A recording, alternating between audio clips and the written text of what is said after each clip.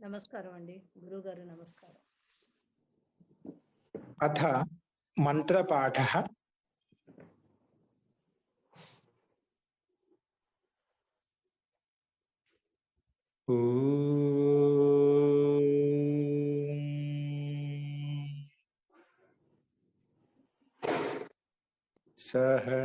सहनाववतु सहनौ भुनक्तु सह वीर्यं करवावहै तेजस्विनावधीतमस्तु मा विद्विषावहै। ओम शांति शांति शांति।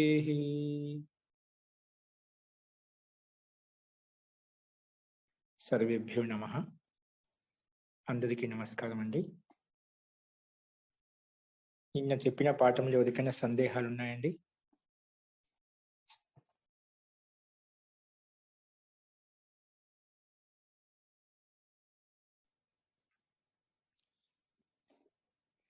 నిన్న మనం ఎంతవరకు చెప్పుకున్నామండి?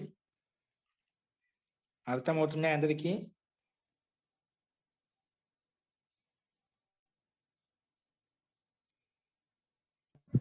ఆమ్ గురుజీ. నిన్న మనకు స్థితి ఎంతవరకు వచ్చింది? ఎంతవరకు చూపించాము? ఇతశ్చ వరకు వచ్చింది కదా. ఆ ని స్ ఆ ని స్ తిప్పుక తి. ఆ తిప్పుక తీలో కూడా ఇతశ్చ అనే సూత్రం చేత ఈకారానికి లోపం చేశాం. లుంగు సంబంధి లుంగు లకారంలో వచ్చినటువంటి తిప్ ఏదైతే ఉందో ఆ తిప్పులో ఉండే ఈకారానికి కూడా లోపం అవుతుంది అని చెప్పింది. ఎవరు? ఇతశ్చ అనే సూత్రం. అప్పుడు మనకేం మిగిలింది? ఆ అనేసి తయారు చేస్తున్నాం కదా మనం. ఆ ని స్ త్ ఆ ని స్ త్ ఇవి మిగిలాయి మనకు. ఓకేనా? ఇంతవరకైనా చెప్పుకునేది? ఇంకేమైనా? ఓ వెరీ గుడ్. అలావిత్ అనైషిత్ అచైషిత్ కి సమానంగా నడుస్తుందని చెప్పాం. ఓకే అండి, అదే అడుగుతున్నాను అండి మళ్ళీ. అలావిత్ కి ఎంతవరకు వచ్చింది మనకు? ఆ లు తర్వాత స్ తిప్పుక త్. ఇదేనా? ఆ లు స్ త్. ఇంతవరకు వచ్చిందా?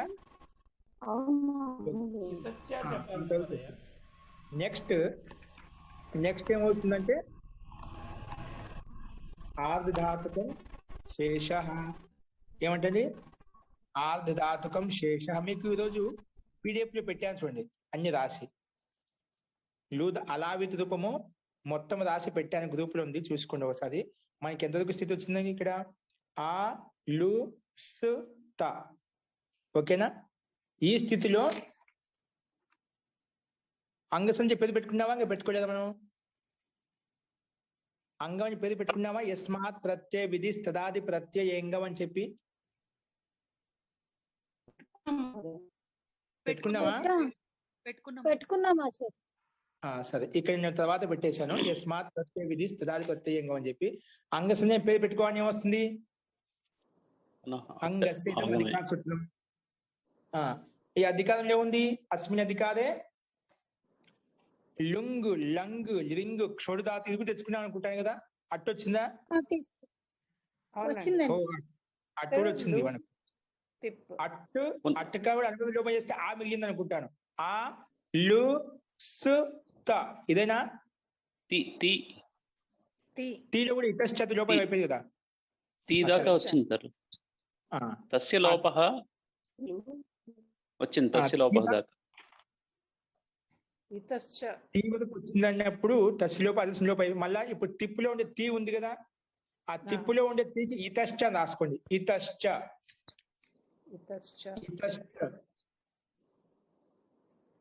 ఆ ఆ లు స్ త.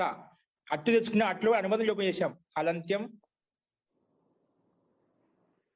తస్యలోప అదస్య లోపల కేవలం ఆ మిగిలింది. అందుకే ఆ లు స్ తి. ఓకేనా? పకారాన్ని కూడా తీసేసామా? తిప్పులో ఉండే పకారాన్ని, తిప్పులో ఉండే పకారం తీసేస్తే మనకి తీ మిగిలింది. ఆ తీలో ఉండే ఇకారం కూడా తీసేస్తున్నాం. ఎవరు? దానికి ఎదురుగా రాసుకుంది బాణం గురించి ఇతశ్చ, ఇతశ్చ రాసుకో. అనేన సూత్రేణ, అనేన సూత్రేణ, అనేన సూత్రేణ తి ప్రత్యయే ఇకారస్య, తి ప్రత్యయే ఇకారస్య, తి ప్రత్యయే ఇకారస్య, తి ప్రత్యయే ఇకారస్య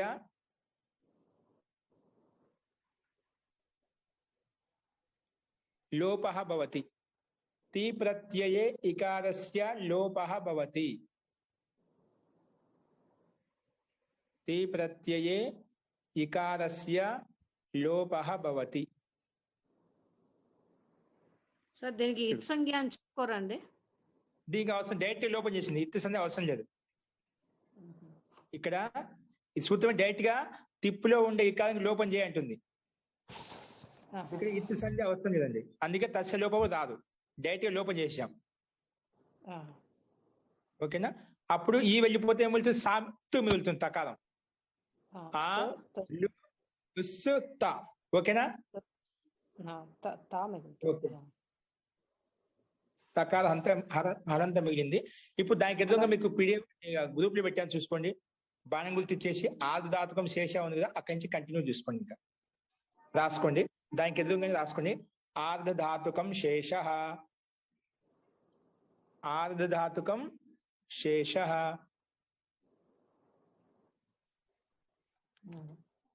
ఇప్పుడు నేను అడిగిన వాళ్ళు చెప్పండి.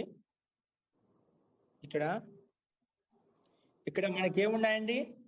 ఆ అనేదేంటి, లు అనేదేంటి, ఒకసారి సా అనేదేంటి, తా అనేదేంటి చెప్పండి. ఏది ధాతు, దీంట్లో ఏది ఆగమం, ఏది ప్రత్యయం, ఏది వికరణ ప్రత్యయం? క్రమంగా చెప్పండి. ఎవరు చెప్తారు మీలో? ఆగమం స్వామి. శాస్త్రి గారు చెప్పండి. ఆగమం అట్టు ఆగమం యొక్క అకారం మిగింది. ఆ అనేది ఆగమం. లు ఏమో మన యొక్క ధాతు రూపం. ధాతు, ధాతు ధాతు. లు అనేది ధాతు, లు ధాతు. సా అనేది, సా అనేది స్విచ్ నుంచి వచ్చినటువంటి, స్విచ్ నుంచి వచ్చినటువంటిది సకారము. ఓకే, సకారం. జీ. నెక్స్ట్ తకారం, తకారం తిప్పు నుంచి వచ్చినటువంటి ఇది ప్రత్యయం. తిప్పు నుంచి వచ్చిన ప్రత్యయం అంటే లుంగుల లుంగు వచ్చింది, లుంగుల స్థానం తిప్పు వచ్చింది. ఆ తిప్పు కూడా అనుబంధం లోపం చేస్తే కేవలం తా మిగిలింది. ఓకేనా? ఓకే అండి. ఇప్పుడు దీనికి ఎదురుగా రాసుకోండి. ఆర్ధధాతుకం శేష, ఆర్ధధాతుకం శేష. ఇదేమంటుంది? రాసుకోండి. అనేన సూత్రేణ, అనేన సూత్రేణ తింగ్ భిన్న ప్రత్యయాః, తింగ్ భిన్న ప్రత్యయాః ఆర్ధధాతుక సంజ్ఞకాః భవంతి. తింగ్ భిన్న ప్రత్యయాః ఆర్ధధాతుక సంజ్ఞకాః భవంతి. ఓకేనా? ఇప్పుడు దీన్ని ఒకసారి మీనింగ్ అర్థం చేసుకోండి. ఏమంటుందంటే, తింగులు అంటే చెప్పాను, తిప్ తస్జి సిప్ తస్థా మిప్ వస్మస్ తాథాంజ థాస్ ఆథాం ధ్వం ఇట్ వహి మహిం. ఈ 18 ప్రత్యయాలండి.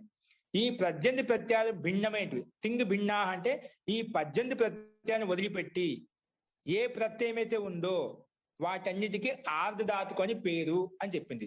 ఏం చెప్పింది? తింగు ప్రత్యయాలను వదిలిపెట్టి మిగిలిన ఏ ప్రత్యయం వచ్చినా అది ఆర్ధధాతుకం అవుతుంది.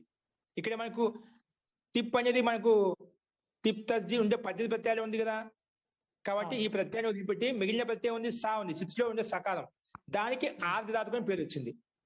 తిప్పుకు రాదు, ఇది ప్రత్యయమే, కాబట్టి తింగులలో ఉంది. ఆ తింగుని వదిలిపెట్టి అని చెప్పాడు. ఆ తింగుని వదిలిపెట్టి మిగిలిన ఏ ప్రత్యయం వచ్చినా అది ఆర్ధధాతుకం అవుతుంది.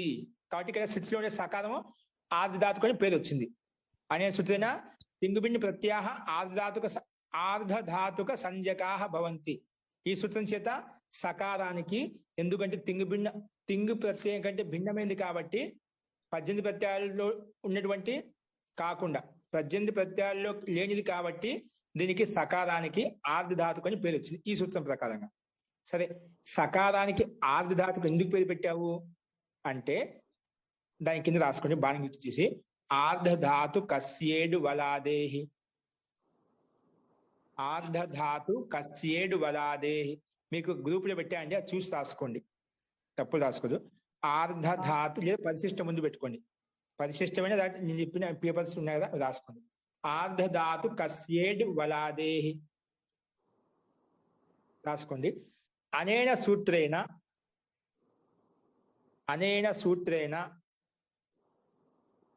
వలాది ఆర్ధ ధాతుక సకారస్య, అనేన సూత్రేణ వలాది ఆర్ధ ధాతుక సకారస్య,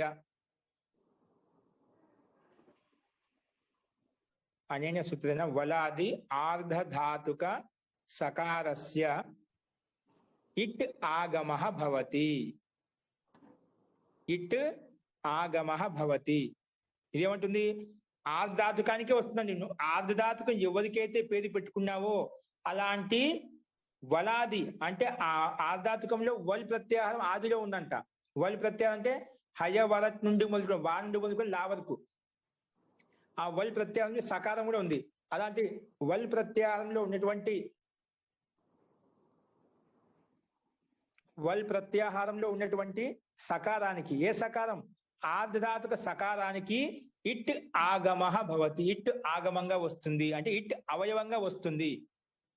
ఇట్ అవయవంగా, ఆగమం అంటే అవయవం, ఆగమంగా వస్తుంది చెప్పు అంటే అవయవంగా వస్తుంది అంటున్నావు.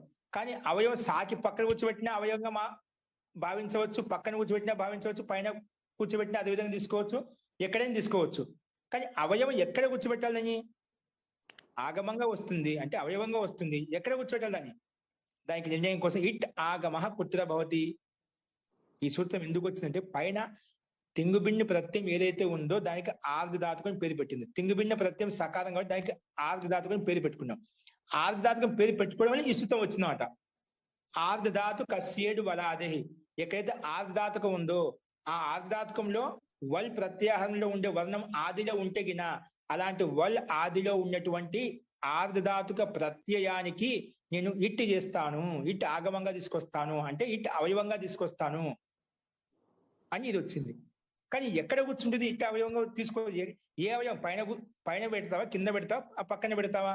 ఎక్కడ ఆ అవయవాన్ని ఉపయోగించుకుంటావు అంటే దానికి సమాధానంగా రాసుకోండి. ఇట్ ఆగమః కుత్ర భవతి కింద రాయండి. ఇట్ ఆగమః కుత్ర భవతి. అప్పుడు నిర్ణయం కోసం ఈ సూత్రం వస్తుంది. ఆద్యంతౌ టకితౌ ముందు చెప్పుకున్నాం. ఆద్యంతౌ టకితౌ, ఆద్యంతౌ టకితౌ, ఆద్యంతౌ టకితౌ. అనేన సూత్రేణ ఇట్ ఆగమః, అనేన సూత్రేణ ఇట్ ఆగమః ఆదిః భవతి. అనేన సూత్రేణ ఇట్ ఆగమః ఆర్ధధాతుక సకారస్య ఆదిః భవతి. అనేన సూత్రేణ ఇట్ ఆగమః ఆర్ధధాతు సకారానికి ఆదిలో కూర్చుంటుంది. సకారానికి ఆది అంటే ఏమిటి? సాకంటే ముందు కూర్చుంటుంది.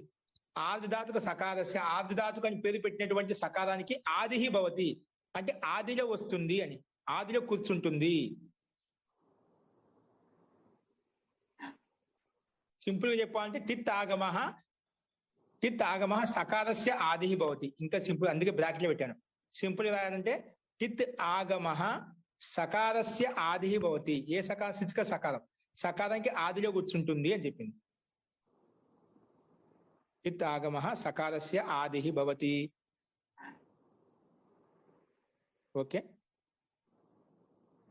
ఇక్కడ మీకు సందేహం వచ్చిందా? సందేహం వచ్చిందండి. ఎందుకు ఏమైనా సందేహం వచ్చింది? ఇక్కడ ఇటు వచ్చిందంట, ఇక్కడ సకారం ముందు వచ్చింది. అప్పుడు ఆయన ఇప్పుడు సకారం వస్తుంది చెప్పింది కదా, కాబట్టి ఆ లు ఇట్ స్ త్.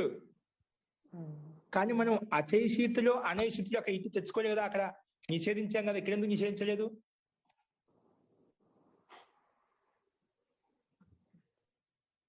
అక్కడ ఆర్ధధాతు 'కస్యేడు వలాదేహి' తోటి ఇటు తెచ్చుకుంటుంటే ఏకాచ ఉపదేశేను దాత్తాత్ అని వచ్చి, లేదు ఇది ధాతు పాఠంలో మహర్షి పాణిని అన్నిటి ధాతు అని చెప్పాడు, ఇట్టి రాదని చెప్పాడు, అందుకే ఇట్టు నిషేధించాం, నిషేధింపబడింది అంటే రాలేదు. కానీ ఇక్కడైతే ఇట్టు వచ్చింది. దీన్ని బట్టి ఏమర్థం అవుతుంది, ఈ ధాతును అది ఓన్లీ చీ ధాతుకి నీ ధాతుకి అలా చెప్పాడు, కానీ లు ధాతుకి అలా చెప్పలేదు మహర్షి పాణిని. అక్కడ ధాతు పాఠం ఈ ధాతును ఇట్ సెట్ ధాతు అని చెప్పాడు, అంటే ఇటు ఈ ధాతుకి ఇటు తెచ్చుకోవచ్చు, ప్రాప్తమైతే ఇటు తెచ్చుకోవచ్చు అని చెప్పాడు. అందుకే నిషేధించలేదు. అందుకే దాని లక్షణాలు కనిపించాయి కాబట్టి ఆర్ధాతుకు ప్రత్యయం ఉంది, వలాది వర్ణం కూడా ఉంది కాబట్టి ఇట్ ఆగమంగా వచ్చింది. అర్థమైందా? ఇక ధాతు పాఠంలో మహర్షి ఇట్టు రాదు అని చెప్పలేదు, ఈ ధాతునికి ఇట్టు వస్తుందని చెప్పాడు ధాతు పాఠంలో, కాబట్టి మనకు ఇక్కడ నిషేధింపబడలేదు. ఏకాచ ఉపదేశేను దాత్తాత్ అనే సూత్రం ఇక్కడ రాలేదు. ఓకేనా? అందుకే ఇట్టు చేసేసుకుంది. అందుకే ఆ లు ఇట్ స్ త. ఓకేనా? ఇట్టు రాగానే మళ్ళీ వెనకబడి అనుబంధం లోపం చేసుకోవాలి. తకారం ఉంది కదా, పొల్లు రాసుకుని ఎదురుగా బాణం గుర్తించి రాసుకోండి. పునః హలంత్యం, హలంత్యం ఉంటుంది అనేన సూత్రన, మళ్ళీ ఇట్ ఆగమే అంతిం టకారసి ఇటు తెచ్చుకున్నాం కదా, దాంట్లో ఇట్ ఆగమే అంతిం టకారసి ఇటు సంజ్ఞా భవతి. అంతిం టకారస్య, సో ఇట్ ఆగమే అంటే ఇట్ ఆగమంలో, అంతిమ టకారస్య అంతిం టకారానికి ఇట్ సంజ్ఞా భవతి, ఇట్ అని పేరు వస్తుంది. ఇట్ సంజ్ఞా భవతి అంటే ఇట్ అని పేరు వస్తుంది. ఇట్ అని పేరు, ఇత్ అని పేరు పెట్టుకున్నాం. ఇత్ సంజ్ఞా భవతి, ఇత్ సంజ్ఞా భవతి. ఇత్ అని పేరు పెట్టుకొని ఎవరు వస్తారు? తస్య లోప. లోప అంటే ఏమిటి అన్నప్పుడు ఆదర్శనం లోప అని రాసి, అందుకే ఓన్లీ సూత్రాలు రాశాయండి, సూత్రాలు రాసుకోండి మీరు కూడా. లేదంటే దాని పైన అర్థం ఉంది, అనేనా సూత్రైనా ఇత్ సంజ్ఞకస్య లోపో భవతి పైన రాసుకున్నా, అదే మళ్ళీ మళ్ళీ రిపీట్ చేయడం ఎందుకని రాయలేదు, స్పేస్ ఇచ్చి మళ్ళీ రాసుకోండి. లేదా ఓన్లీ సూత్రాలు రాసుకుంటారు, తెలుసు కదా, మాట చాలాసార్లు రాసాం కాబట్టి ఇది చాలా చోట్ల రాశాం దీని అర్థం. అస్తు, నెక్స్ట్ రాసుకోండి. ఇప్పుడు అప్పుడు ఏం మిగిలింది మనకు? అప్పుడు ఏం మిగులుతుంది? టకాన్ని తీసేవనే కదా, తస్యలోప అదర్శనలోప అయిపోయింది. వెనక తీసేయాలి, ఆ పని చేసిన తర్వాత ఆ పని కింద చూపించాలి మనం. ఆ లు తర్వాత ఏమొస్తుందండి? ఈ టకాలు వెళ్ళిపోయింది కదా, ఈ సా ఎలాగుంది అలాగుంది, తు ఎలాగుంది అలాగే ఉంది. ఓకే ఓకే అండి. దానికి ఎదురుగా బాణం గుర్తించి రాసుకోండి. తింగ్ షిత్ సార్వధాతుకం, తింగ్ షిత్ సార్వధాతుకం, తింగ్ షిత్ సార్వధాతుకం. ఏంటండి? తింగ్ షిత్ సార్వధాతుకం. సూత్రాలు గుర్తు పెట్టుకుని చెప్పినప్పుడు మాటి మాటికి మీరు కూడా మనసులో అనుకుంటూ ఉండండి.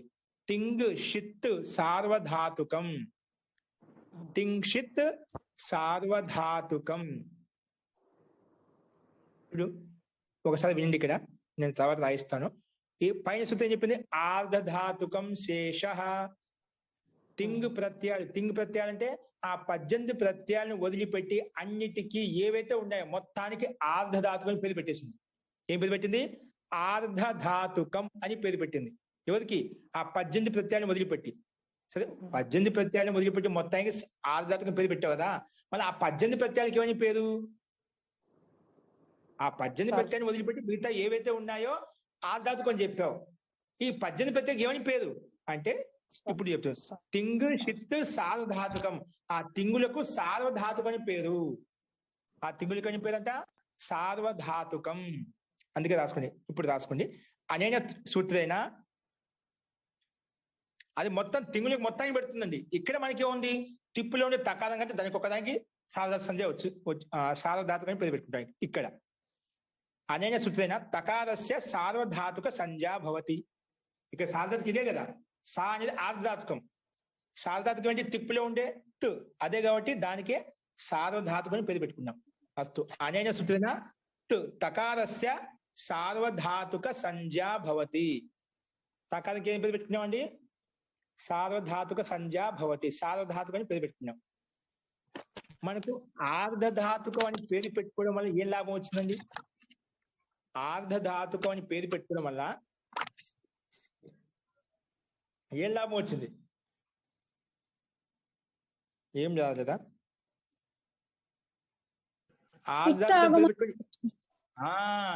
ఆర్ధధాతు కస్యేడు బలాదేహి.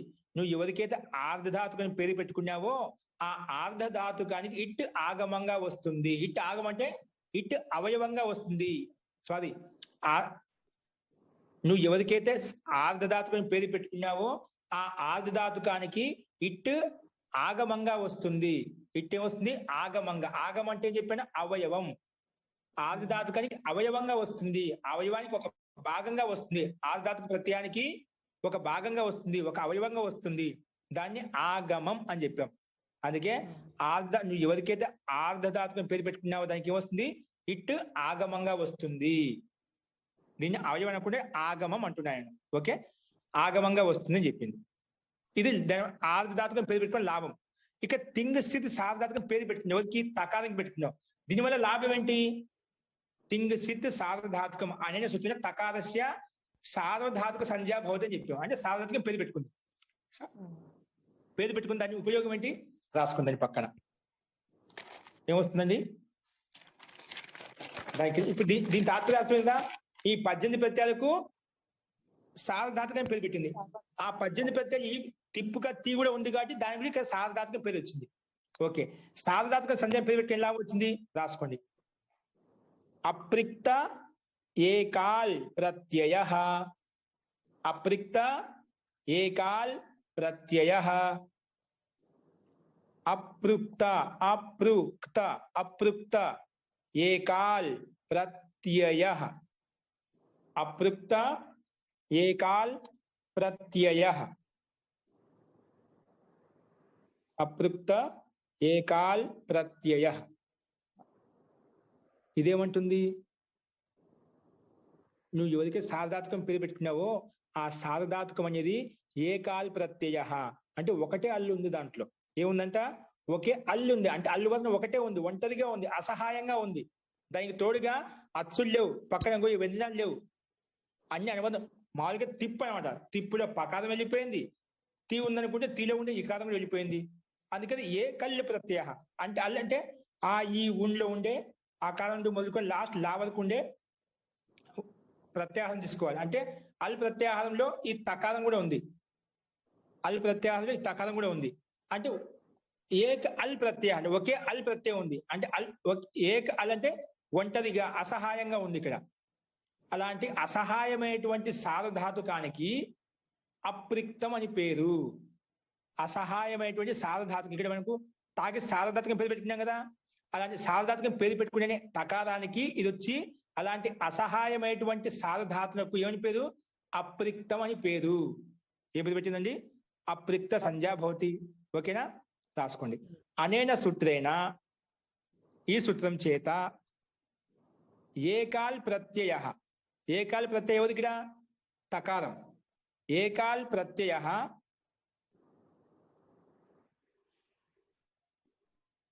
ఏకాల్ ప్రత్యయ బ్రాకెట్ లో తకార. ఏకాల్ ప్రత్యయ ఒంటరి తకారం కదా. ఏకాల్ ప్రత్యయ తకార తకారస్య అప్రిక్త సంజ్ఞకో భవతి. చక్రవర్తి, ఓయ్ నాకు క్లాస్ జరుగుతోంది. అప్రిక్త సంజ్ఞకో భవతి. ఓకేనా. అనేన సూత్రేణ ఏకాల్ ప్రత్యయ ఏకాల్ ప్రత్యయ తకారస్య ఏకాల్ ప్రత్యయ తకారస్య అప్రిక్త సంజ్ఞకో భవతి. అప్రిక్త సంజ్ఞకో భవతి. ఓకే అండి. ఈ తకారం సార్వధాతుకం ఏది పేరు పెట్టుకున్నాం? సార్వధాతుకం ఏది పేరు పెట్టినాము? తిప్పులో ఉండే తకారానికి సార్వధాతుకం పేరు పెట్టుకున్నాం కదా. అప్పుడు ఈ సూత్రం వచ్చి నువ్వు ఎవరికైతే సార్వధాతుకం పేరు పెట్టినావో ఆ సార్వధాతుక వర్ణం అనేది తకారం అనేది ఏక అల్ ప్రత్యయం. అంటే ఒకే అల్లు ఉంది, ఒకే ఒంటరిగా ఉంది. అలాంటి ఏక అల్ ప్రత్యయానికి అప్రిక్త అని పేరు. అప్రిక్త ఒక పేరు అండి, నామం, నామకరణం. అప్రిక్త సంజ్ఞకో భవతి. అప్రిక్త అని పేరు పెట్టింది. అనేన సూత్రేణ ఏకాల్ ప్రత్యయ తకారస్య అప్రిక్త సంజ్ఞకో భవతి. ఓకేనా. ఇది ఒక లాభం, సార్వధాతుకం పేరు పెట్టుకోవడం వల్ల. ఇంకో లాభం ఏంటి? ఇది డైరెక్టెడ్ అవుతుంది. ఇదేమంటుంది రాసుకోండి. అస్థి శిచో ప్రిక్తే. అస్థి చెప్పండి. ఇక్కడ మనం అపృక్తం అని రాసిన దాంట్లో ఏకాల ప్రత్యయ అన్నాం కదండి. ఇక్కడ మనకి సకారం కూడా ఉంది కదా, సా కూడా హల్లే కదా, తా కూడా హల్లే కదా, ఆ రెండిట్లో దేనికి తీసుకోవాలని తెలుస్తుంది మనకి? నీ సార్వధాతుకం పేరు పెట్టింది ఎవరికి నువ్వు? సార్వధాతుకం పేరు పెట్టింది ఎవరికి? తకారానికే సకారానికే? సకారానికి. సాకారానికి ఎందుకు పెట్టలేదు?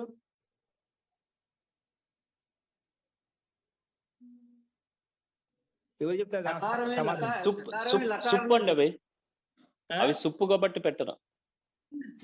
సుప్పు ప్రసంగం రాలేదు మనకండి. కాదు. సకారంలో అది లకారం నుంచి వచ్చి టిప్ ప్రత్యయం కాబట్టి అందుకని అది లకారం. తి అది సకారం. తింగంతాలు మినహాయించి నవి ఆర్ధధాతుకాలు. సకారం ఆర్ధధాతుకం వచ్చేది. ఓకే, ఇది సమాధానం చెప్పాలి. ఏంటంటే దీనికి టిప్ అనేది టిప్ తజ్జి 18 ప్రత్యయాలు ఉండడానికి మనం సార్వధాతుకం పేరు పెట్టుకున్నాం. ముందు సకారానికి పేరు పెట్టుకున్నాం. ఏది? ఆర్ధధాతుకం శేష. ఒక్క నిమిషం. ఆర్ధధాతుక శేషం ఏం చెప్పింది? 18 ప్రత్యయాలను వదిలిపెట్టి ఏ ప్రత్యయం ఉన్నా కూడా దానికి అన్నిటికీ ఆర్ధధాతుకం అని పేరు. ఏంటి? ఆర్ధధాతుకం అని పేరు పెట్టుకున్నాం. ఇది 18 ప్రత్యయాల నుంచి భిన్నమైనది కదా సకారం అనేది. 18 ప్రత్యయాలు ఎక్కడ రాదు సా అనేది. టిప్ తస్ జి, సిప్ తస్ థా, మిప్ వస్ మస్, తా ఆతాం ఝ, థాస్ ఆథాం ధ్వం, ఇట్ వహి మహిం. ఈ 18 ప్రత్యయాల శిక్ష ఎక్కడ వచ్చిందా? ఈ 18 ప్రత్యయాల శిక్ష ఎక్కడ రాలేదు. కాబట్టి ఇది 18 ప్రత్యయాల నుంచి భిన్నమైంది. అలాంటి భిన్నమైన ప్రత్యయానికి ఆర్ధధాతుకం అని పేరు పెట్టింది. ఆర్ధధాతుకం శేష. కాబట్టి ఇది ఆర్ధధాతుకము. తకారం 18 ప్రత్యయాల్లో ఉంది. 18 ప్రత్యయాలు ఉంది కాబట్టి దానికి సార్వధాతుకము. తింగ్ సిత్ సార్వధాతుకం. నువ్వు 18 ప్రత్యయాలను వదిలిపెట్టి ఏవైతే ఉన్నాయో మొత్తానికి ఆర్ధధాతుకం పేరు పెట్టుకున్నావు. మరి ఈ 18 ప్రత్యయాలకు ఏమని పేరు పెట్టాలి అన్నప్పుడు తింగ్ సిత్ సార్వధాతుకం. ఆ తింగులకు సార్వధాతుకం అని పేరు పెట్టుకో అని చెప్పింది. ఆ సార్వధాతుకం పేరు పెట్టుకుంది ఎవరికి పెట్టి? తాకి పెట్టింది కాబట్టి ఆ తాకి మాత్రమే చూసుకోవాలి. అందుకే చెప్పింది సార్వధాతుక పేరు పెట్టుకుని ఏం లాభం వచ్చింది? అప్రిక్త ఏకాల్ ప్రత్యయ. ఇది వచ్చి నువ్వు ఎవరికైతే సార్వధాతుకని పేరు పెట్టుకున్నావో, ఇక సాకి పెట్టుకోలేదు, తాకి పెట్టుకున్నామాట. ఎందుకంటే తింగు కాబట్టి, సార్వధాతుకం కాబట్టి. నువ్వు ఎవరికి సార్వధాతుకం పేరు పెట్టుకున్నావో ఆ సార్వధాతుక ప్రత్యయం అనేది ఒంటరిగా ఉంది, అసహాయంగా ఉంది కాబట్టి దానికి అప్రిక్త సంజ్ఞ అని పేరు వస్తుంది. ఓకేనా? అది ఏమవుతుంది? మీరు చెప్పేది కరెక్టే.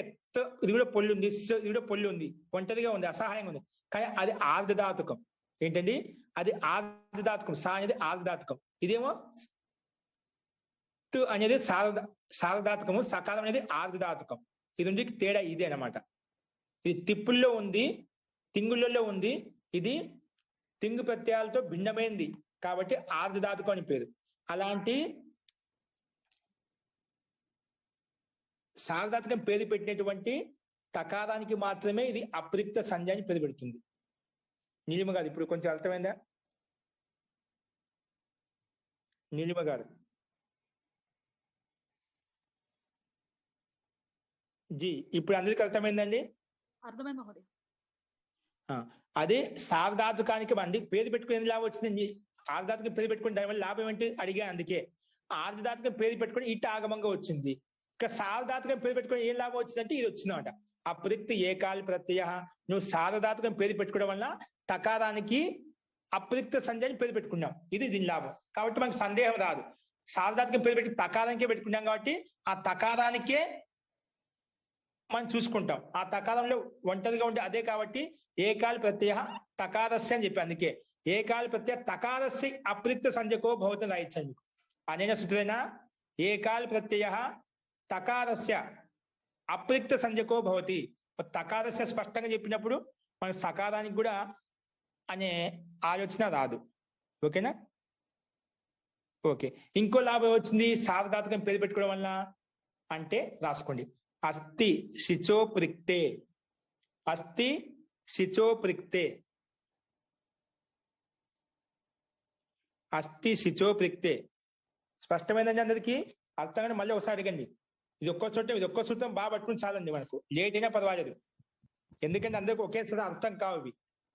కానీ మహర్షి పాణి ఏం చెప్పారంటే పర్వాలేదు, ఆయన కాడికి పర్వాలేదు, కానీ నిదానంగా ఒక్కోటి అర్థమైనందుకు చెప్తూ ఉండు. ముఖ్యమైన సూత్రం ఇది ఒకటే. తర్వాత దీంట్లో మనకు 7 రకాల పద్ధతులు చెప్పారు. 7 రకాల పద్ధతుల్లో మనం 4 రకాలు చెప్పుకున్నాం. కృదంతం చెప్పుకున్నాము, తద్దితాంతం చెప్పుకున్నాము, ఇప్పుడు లకారం చెప్పుకుంటున్నామట. ఓకేనా? అట్లా అందుకే కొంచెం నిదానంగానే పదం. ఎప్పుడు అర్థం కాదో అక్కడే వెనకబడి అడగండి. అడిగితే అక్కడ మనకు అర్థం అవుతుంది. ఇది చెప్పండి. అస్థి శిచో పృక్తే అంటే అర్థం కావాలండి. అర్థం చెప్తున్నాం చూడండి, ఒకసారి వినండి. మన సాధారణంగా పేరు పెట్టుకోవాలి. ఇదేమంటుందంటే శిచ్చు పక్కలో ఉండే తకారానికి, శిచ్చు పక్కన ఉండే తకారానికి, ఏ తకారం?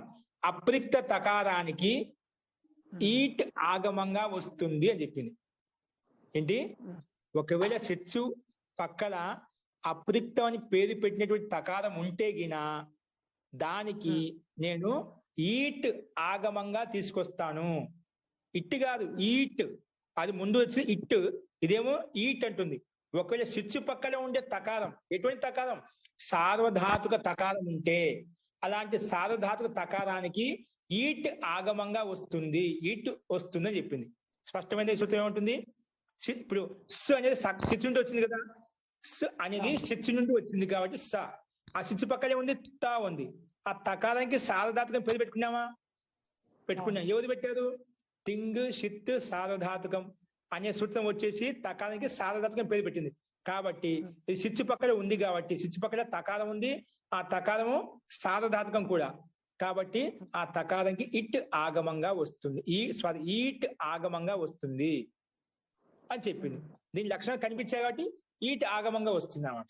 అర్థమైందా? జీ ఇప్పుడు రాసుకోండి. అనేన సూత్రేణ సిజంతాత్ ఉత్తరస్య అంటే శిత్సువులు పక్కన ఉండే సిజంతాత్ ఉత్తరస్య, శిత్సు పక్కన ఉండే సిజంతాత్ ఉత్తరస్య, సిజంతాత్ ఉత్తరస్య అప్రిక్త సంజకస్య, ఉత్తరస్య అప్రిక్త సంజక తకారస్య అంటే శిచ్చు పక్కన ఉండే అప్రిక్త అని పేరు పెట్టినటువంటి తకారానికి, శిచ్చు పక్కన ఉంది కదా తకారము, ఆ తకారం అప్రిక్త సంజకం అవుతుంది. అప్రిక్త సంజకం పేరు వస్తున్నట. సిజంతాత్ ఉత్తరస్య అప్రిక్త సంజకస్య తకారస్య, అప్రిక్త సంజకస్య తకారస్య ఈట్ దీర్ఘం అనేది ఈట్ ఆగమో భవతి, ఈట్ ఆగమో భవతి అని చెప్పింది. అర్థమైందండి? ఇదేమంటుంది? దీని యొక్క లక్షణాలు, ఇది ఈటు తీసుకురావాలంటే దీని యొక్క లక్షణాలు ఏముండాలి? శిచ్చు ఉండాలి. శిచ్చు పక్కన ఉండాలి అప్రుక్త హల్, అప్రిక్త అని పేరు పెట్టినటువంటి అప్రిక్త పేరు పెట్టినటువంటి తకారం ఉండాలి. అది ఇంకేం ఉండాలి? దానికి సార్వధాతుకం పేరు పెట్టి ఉండాలి. సార్వధాతుకం పేరు పెట్టి ఉండాలి. ఉంది కదా, ఈ తాని సార్వధాతుకం పేరు పెట్టుకున్నాం, దానికి అప్రిక్తం కూడా పేరు ఉంది కాబట్టి అలాంటి అప్రిక్త పేరు పెట్టినటువంటి సార్వధాతుకం పేరు పెట్టినటువంటి తకారం ఏదైతే ఉందో దానికి ఈటు వస్తుంది అని చెప్పింది. శిచ్చు ముఖ్యంగా లక్షణం శిచ్చు పక్కనే ఉండాలి అన్నమాట. అది ఆ తకారం ఎక్కడ ఉండాలి, ఆ సార్వధాతుకం ఎక్కడ ఉండాలి? శిచ్చు పక్కనే ఉండాలి, శిచ్చుకు ముందుంటే కాదు. అందుకే సిజంతాత్ పంచమి భక్తి అంటే పంచమి భక్తి ఎక్కడైతే ఉంటుందో పక్కనే చూసుకుంటాం. శిచ్చు పక్కనే ఉంది కాబట్టి ఈ సూత్రం వచ్చింది. వచ్చి చేసిన ఈటి చేస్తాను అని చెప్పింది. కానీ ఈటు చేస్తా అని చెప్పి ఎక్కడికి వస్తుంది? తకారానికి ఈటు వస్తుంది చెప్పావు. ఆ ఈటుని తకారానికి ముందు కూర్చోబెట్టాలా, పక్కన కూర్చోబెట్టాలా, పైన కింద ఎక్కడ కూర్చోబెట్టాలని? ఈట్ ఆగమః కుత్ర భవతి. రాసుకోండి. ఈట్ ఆగమః కుత్ర భవతి. ఈట్ ఆగం అనేది ఎక్కడ వస్తుంది? ఓకే, తకారానికి వస్తుందని చెప్పావు, ఎక్కడ వస్తుందని చెప్పలేదు, ఎక్కడ కూర్చోబెట్టాలని చెప్పలేదు. దానికి సమాధానంగా మళ్ళీ ఆద్యంతౌ టకితౌ రాసుకోండి. ఇది చూడండి, ఆగమాలు వచ్చాయంటే ఖచ్చితంగా ఇది రెడీగా ఉంటుందండి. ఆగమం అని ఎప్పుడు చెప్పినా ఈ సూత్రం రెడీగా ఉంటుంది. ఇత్తని చెప్పగానే తస్యలోప అనేది సూత్రం ఏ విధంగా సిద్ధంగా ఉంటుందో ఆగమం చెప్పిన వెంటనే ఈ సూత్రం రెడీగా ఉంటుంది. ఎక్కడ కూర్చోబెట్టాలని చెప్పడానికి, నిర్ణయం చెప్పడం కోసం రెడీగా ఉంటుంది. అస్తు ఆద్యంతౌ టకితౌ. ఆ సూత్రం వచ్చి ఈటు తీసుకొస్తాను అంటే ఎక్కడ కూర్చోబెట్టాలంటే దానికి సమాధానం చెప్తున్నా. నువ్వు తీసుకొచ్చి ఈట్ అనేది తకారం కాబట్టి ఆదిలో కూర్చోబెట్టుకో. ఎవరికి? అప్రిక్త అని పేరు పెట్టినటువంటి సార్వధాతుకానికి ఆదిలో కూర్చోబెట్టుకుంటే మొదట్లో కూర్చోబెట్టుకో అని చెప్పింది. రాసుకుంది. అనేన సూత్రేణ అంటే ఈ సూత్రం చేత టిత్ ఆగమ టిత్ ఆగమ అనేది తకారస్య ఆది భవతి. తకారానికి ఆదిలో కూర్చుంటుంది. ఆది అంటే మొదట్లో కూర్చుంటుంది. తకారస్య ఆది భవతి. తకారస్య ఆది భవతి. ఓకేనా? స్పష్టంగా చెప్పింది కదా. ఈటులో మనకి ఏముంది? ఈట్ ఎట్లా తెలుస్తుంది టిత్ ఆగం అనేది? మనకు సూత్రం చెప్పింది కదా, ఈట్ అని చెప్పింది కదా. దాన్ని చూసి తెలుస్తుంది మనకి ఈట్ ఉందా ఈక్ ఉందా. ఈట్ ఉంది కాబట్టి ఈటులో టకారం హలంత వర్ణం ఉంది. హలంత వర్ణం ఉంటే దానికి హలంత్యం అనే సూత్రం వచ్చేసి ఇత్తని పెట్టి తస్యలోప తోటి లోపం అయిపోతుంది. కాబట్టి టిత్ వర్ణం. కాబట్టి అనన్య సూత్ర టిత్ ఆగమ నువ్వు తీసుకొచ్చి టిత్ ఆగమం అనేది టిత్ అవయవం అనేది తకారస్య ఆది భవతి. ఆది అంటే మొదట్లో, తకారానికి ఆదిలో కూర్చుంటుంది అని చెప్పింది. కాబట్టి చెప్పిన తర్వాత అపని చేయాలి కదా, కూర్చోబెట్టండి. మళ్ళా ఏమొస్తుంది? ఆ లు ఇటుక ఈ శిచిక సా తర్వాత ఇప్పుడు వచ్చింది. తకారానికి ముందు వచ్చింది ఆది అంటే అదే కదా. ఈట్ ఈట్ తా ఈట్ తా. మళ్ళీ ఇక్కడ ఈట్ వచ్చింది. మళ్ళా తకారం వచ్చింది. అనుబంధ లోపం చేయాలి కదా. అందుకే డైరెక్ట్ గా ఈట్ ఆగమస్య అనుబంధ లోప డైరెక్ట్ రాసేయండి. ఈట్ ఆగమ ఈట్ ఆగమస్య ఈట్ ఆగమానికి అనుబంధ లోప అని రాయండి డైరెక్ట్ గా. అనుబంధ లోపం ఏమైందండి? ఇప్పుడు డైరెక్ట్ రాసేయచ్చు, ఎందుకంటే చాలాసార్లు రాసామండి. అనుబంధ లోపం అంటే ఏంటి? హలంత్యం అనే సూత్రం వచ్చి కింద రాసిన బ్రాకెట్ లో రాయాల్సి మామూలుగా రాయాలి. ఇప్పుడు వాటికి రాసాం కాబట్టి మళ్ళీ కూడా షార్ట్ కట్ లో అలా రాయొచ్చు రాబోయే రూపసిద్ధుల్లో అని చూపించడం కోసం అలా చెప్పాను. హలంత్యం అనే సూత్రం వచ్చేసి అనేనా ఈట్ దీర్ఘీట ఈ కాలం కదా. ఈట్ ఆగమే అంతిమ టకారస్య ఇత్ సంజ్ఞా భవతి.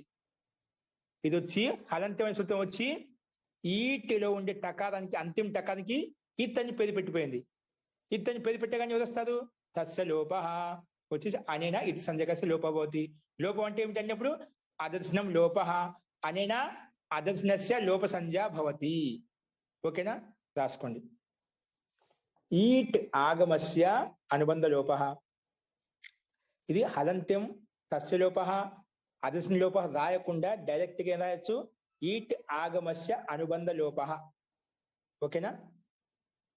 కాకపోతే ప్రారంభిక దశలో ఉన్నాం కాబట్టి మనకు స్పష్టత కోసం మాటికి రాసుకుంటే కొన్నాళ్ళు అలవాటు అయ్యేంత వరకు తప్పు లేదు.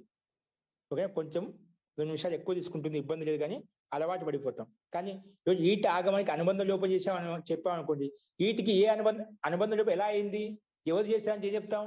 మనకు తెలిసి ఉండాలి. ఇక్కడ ఈటిలో ఉండే టకారానికి హలంత్యం అనే సూత్రం వచ్చేసి అంతిమంలో ఉండే టకారం ఇత్తని పేరు పెట్టింది.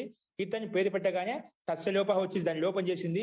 లోపం అంటే ఏమిటి అని అడిగినప్పుడు అదర్శనం లోప అనే సూత్రం వచ్చి చెప్పింది. కనిపించకుండా చేయదాన్ని లోపం అంటాము అని. అది మనకు తెలిసి ఉండాలి. ఓకేనా? తెలిసిన వాళ్ళే డైరెక్ట్ గా ఈట్ ఆగమస్య అనుబంధ లోప అని రాసుకోవచ్చు. ఓకేనా? అస్తు ఇంతకు ఓకేనా?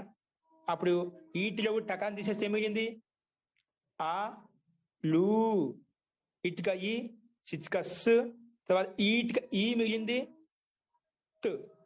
ఆ లు ఈ స్ ఈత్. ఓకేనా? ఎంతకు ఓకేనా? అర్థమైందండి? ఏమైనా సందేహం ఉందా? అస్తు. పునః మళ్ళీ అంగాధికారంలో ఒక సూత్రం తెచ్చుకోవాలి, వృద్ధి చేసుకోవాలి. పునః అంగాధికారే రాసుకోండి. సూత్రం రాసుకోండి, కింద రాసుకోండి. శిచి వృద్ధి పరస్మై పదేషు. శిచి వృద్ధి. శిచి వృద్ధి, శిచి పక్కన ఉంటే వృద్ధి భవతి. పరస్మై పదేషు, పరస్మై పక్కన ఉండే కూడా శిచి పక్కన ఉండాలి, పరస్మై పది పక్కన ఉండాలి. అప్పుడు ఏమవుతుందంట? అంగానికి వృద్ధి అవుతుంది. ఏమవుతుంది? అంగానికి వృద్ధి అవుతుంది అని చెప్తుంది. రాసుకోండి. శిచి వృద్ధి పరస్మై పదేషు. ఏం చెప్పింది? నేను చూపించాను. అనేన సూత్రేణ ఈ సూత్రం చేత పరస్మై పదు పరే అంటే పరస్మైపది పదే అంటే పరస్మైపది పక్కన ఉంటే, ఇంకా శిచి పరత పరస్మైపది పక్కన ఉంటే దాని ముందు శిచి పక్కన ఉంది కదా. పరస్మైపది పదే శిచి పరత పరస్మైపది పదే పరస్మైపది పక్కన ఉండాలి. తర్వాత శిచి పరత శిచి కూడా పక్కన ఉండాలి.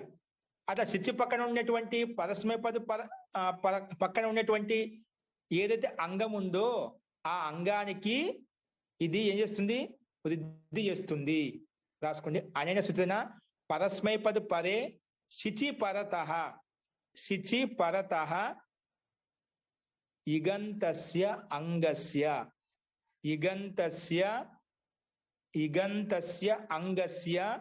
వృద్ధిర్భవతి. ఓకేనా? ఇది సూత్రం ముఖ్యంగా ఏం పని చేసిందంటే గుర్తుపెట్టుకోండి. ఇది పరస్మైపది పక్కన ఉండాలంట. ఉందా పరస్మైపదు? లుంగు స్థానంలో తీసుకొచ్చిన తిప్ అని పరస్మైపదంలో ఉంది కదా. మనకు పరస్మైపదము ఆత్మీయపదం 2 భాగాలు చేసుకున్నాం. మనం పరస్మైపదంలో లుంగు లకారం పరస్మైపదంలో తీసుకొచ్చాం. లుంగు లకారం అనేది తీసుకొచ్చాము. ఆ లుంగు లకారం ఎక్కడ వస్తుంది? పరస్మైపదం అని చెప్పాం. శేషాత్ కర్తరి పరస్పదం. ఆ లుంగు లకారంలో పరస్మైపదం చెప్పడానికే లుంగు స్థానంలో తిప్పు వచ్చిందన్నమాట. కాబట్టి ఇది పరస్మైపదంలో వచ్చినటువంటి తిప్పు పక్కన ఉంది. దాని తర్వాత శిచు కూడా పక్కన ఉంది. ఏదైతే అంగానికి పక్కన ఉంది. అలాంటి పరస్మైపది పక్కన ఉన్నటువంటి శిచు పక్కన ఉన్నటువంటి అంగానికి వృద్ధి అవుతుంది అని చెప్పింది. నేను చెప్పింది అంగానికి వృద్ధి అవుతుంది. ఇక్కడ ఏంటి మనకు? త్ అనేది ఉత్ అనేది పరస్మైపదము. ఈ అనేది ఏంటి? మళ్ళీ త్ అనేది అది పరస్మైపదం. తిప్పు అనేది ఎందుకంటే లుంగు స్థానం తిప్పు వచ్చింది. ఆ తిప్పుగా తామిగింది. కానీ ఈ ఏంటి ఇక్కడ? ఇది కూడా పరస్మైపదమా, లేదంటే ప్రత్యయమా, లేదంటే ఆగమమా? ఏంటిది? ఆగమం ఆచార్య. ఆగమం. ఆగమ. ఎవరి యొక్క ఆగమము? ఎవరింటికి వచ్చింది అతిథిగా? అది సార్వధాతుకి ఇంటికి వచ్చిందా, ఆర్ధాతుకి ఇంటికి వచ్చిందా? సార్వధాతుకి అతిథిగా వచ్చింది. సార్వధాతుకి అతిథిగా వచ్చింది, అవయవంగా వచ్చింది. కాబట్టి అది సార్వధాతుకమైనప్పుడు ఇది కూడా సార్వధాతుక కిందనే భావిస్తాం. ఈ కూడా సార్వధాతుకమే. అలాంటి సార్వధాతుకం భావిస్తాం. ఇది ఇంకోటి తా అనేది లుంగు లకార స్థానంలో వచ్చింది కాబట్టి తిప్పు. కాబట్టి ఇది కూడా తిప్పు కింద భావిస్తాం. ఈ కూడా తిప్పే అస్తు. కాబట్టి ఇది తిప్పు అంటే పరస్మైపదం. పరస్మైపదంగా తిప్పు తస్ జీ అనే వచ్చేటివి. కాబట్టి పరస్మైపద పదంగా ఉంది. తర్వాత ఏముంది? శిచ్చు పదంగా ఉంది. శిచ్చు కూడా అంటే ఎవరికి? లు ధాతులకు పక్కన ఉంది కదా. అట్లా 2 పక్కన ఉండాలి. శిచ్చు కూడా పక్కన ఉండాలి. దాని పక్కలో పరస్మైపద కూడా పక్కన ఉండాలి. ఒకవేళ పక్కన శిచ్చున్న తర్వాత మనకు పరస్మైపద కాకుండా ఆత్మీయపదం ఉంది అనుకుందాం. సపోజ్ తకారం కాకుండా ఆత్మీయపదం ప్రత్యయం పక్కన ఉంటే అక్కడ కాదు. మళ్ళా శిచ్చు ఉంది. శిచ్చు తర్వాత ఒకవేళ మనకు ఇక్కడ తా అనే పరస్మైపదం కాకుండా ఆత్మీయపదం ఉందనుకోండి, అప్పుడు ఈ సూత్రం పనిచేయదు.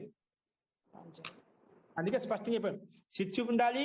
ఆ శిచ్చు పక్కన పరస్మైపదంలో వచ్చినటువంటి ప్రత్యయం కూడా ఉండాలి. 2 ఉండాలి. 2 లక్షణాలు ఉంటేనే అప్పుడు ఆ ముందున్నటువంటి లు అనే ధాతునకు వృద్ధి చేస్తుంది అని చెప్పింది. ఇక్కడ మనకు 2 లక్షణాలు ఉన్నాయి. పరస్మైపదం ఉంది, శిచ్చు కూడా ఉంది. 2 పక్కనే ఉన్నాయి. ఎవరికి? ధాతునకు పక్కనే ఉన్నాయి. కాబట్టి దానికి ఇకారానికి వృద్ధి అయిపోయింది. లూలో ఉండే ఉకారానికి వృద్ధి అవుతుంది. ఏమిటి? వృద్ధి అవుతుంది. ఇగంతస్య అంగస్య వృద్ధి భవతి అంటే ఇగంతానికి. ఇగంత అంటే ఏంటి? ఇక్ ప్రత్యయానికి. ఇక్ అంటే ఈ ఊ రు. ఇక్ ప్రత్యాహారం. ఇక ఈ ఆ ఈ ఉంలో ఉండే ఈ నుంచి మొదలుకొని రుక్కులో ఉండే కకారం వరకు. అంటే ఈకి కకారానికి మధ్య 4 వర్ణాలు ఉన్నాయి. ఈ ఊ రు లు. ఈ 4 వర్ణాలను ఇక్ అని పిలుస్తాం. ఈ 4 వర్ణాల నుంచి ఏదో ఒక వర్ణం ఉండాలి. ఎక్కడ? ధాతులో. ఇక్కడ ఉంది కదా, లూలో ఈ ఉంది, ఊ ఉంది. కాబట్టి ఇగంతం అంటాం. ఇలాంటి ఇగంత ధాతునకు వృద్ధి అవుతుంది అని చెప్పింది. ఓకేనా? సింపుల్ గా పరస్మైపద పక్కన ఉంటే, తర్వాత శిచ్చు పక్కన ఉంటే అటువంటి ముందున్నటువంటి లు అనే ధాతునకు వృద్ధి అవుతుంది. లూలో ఉండే ఉకారానికి వృద్ధి అవుతుంది అని చెప్పింది. వృద్ధి అవుతుందని చెప్పగానే వృద్ధి ఇతి కిం అని ప్రశ్న వచ్చింది. వృద్ధి రాసుకోండి. వృద్ధి ఇతి కిం. అప్పుడు మన ప్రకృత సూత్రం ఏదైతే చెప్పుకుంటా అది వచ్చిందన్నమాట. రాసుకుని వృద్ధి రాదైచ్. ఏంటి? వృద్ధి రాదైచ్. ఇది వచ్చి ఆ సూత్రం వచ్చి వృద్ధి చేస్తాను అంటుంటే వృద్ధి అంటే ఏమిటి అడిగిన దానికి సమాధానం కోసం ఈ సూత్రం చెప్పాల్సి వస్తుంది అంతే. ఈ సూత్రం యొక్క ముఖ్య ప్రయోజనం ఏంటి? కేవలం ఈ స్థలాన్ని చూపించాలి మనకి మన సూత్రంలో. ఇది పైన సూత్రం వచ్చేసి వృద్ధి చేస్తాను అంటుంటే ఆ వృద్ధి అంటే ఏమిటి చెప్పడం కోసమే ఉందన్నమాట ఇక్కడ. ఆ ఐ ఔ ఇతి ఏతేషాం వర్ణానాం వృద్ధి సంజ్ఞా భవతి. రాసుకోండి. వృద్ధి రాదైచ్ అనేన సూత్రేనా ఆ ఐ ఔ ఇతి ఏతేషాం వర్ణానాం వృద్ధి సంజ్ఞా భవతి. ఓకేనా? మీకు చెప్పింది ఆ ఐ ఔ ఈ 3 వర్ణాలకు వృద్ధి అని పేరు పెట్టుకున్నాము. ఇక్కడ లుకార స్థానంలో ఏముంది? ఊ స్థానంలో వృద్ధి వచ్చింటే వృద్ధి అని 3 వర్ణాలు వచ్చాయి. ఉకార స్థానంలో ఏమో వచ్చాయి? ఆ వచ్చింది, ఐ వచ్చింది, ఔ వచ్చింది. 3 వర్ణాలు వచ్చాయి. ఆ ఐ ఔ ఈ 3 వర్ణాల నుంచి ఏం తీసుకోవాలి? ఈ 3 వర్ణాల నుంచి ఏం తీసుకోవాలి? మనకు ఒకటి కావాలి. మనకు లూలో ఉండే ఊ అనే ఒకటే. ఆ ఒక వర్ణ స్థానంలో ఒకటే తెచ్చుకోవాలి. కాబట్టి దానికి సమాధానంగా రాసుకోండి. అందుకే రాసిన పరంతు అత్ర ధాతో ఉకారస్య స్థానే ధాతులో ఉండే ఉకార స్థానంలో ఏకం ఆవశ్యకం. ఒకటి మాత్రమే ఆవశ్యకం. ఒకటే కావాలి. అందుకే దానికి సమాధానం దానికి నిర్ణయం ఎలా అవుతుంది? రాసుకోండి. స్థానేన్ తరతమః ముందు వచ్చింది. స్థానేన్ తరతమః ఇది వచ్చేసింది. రాసుకోండి. అనేన సూత్రేణ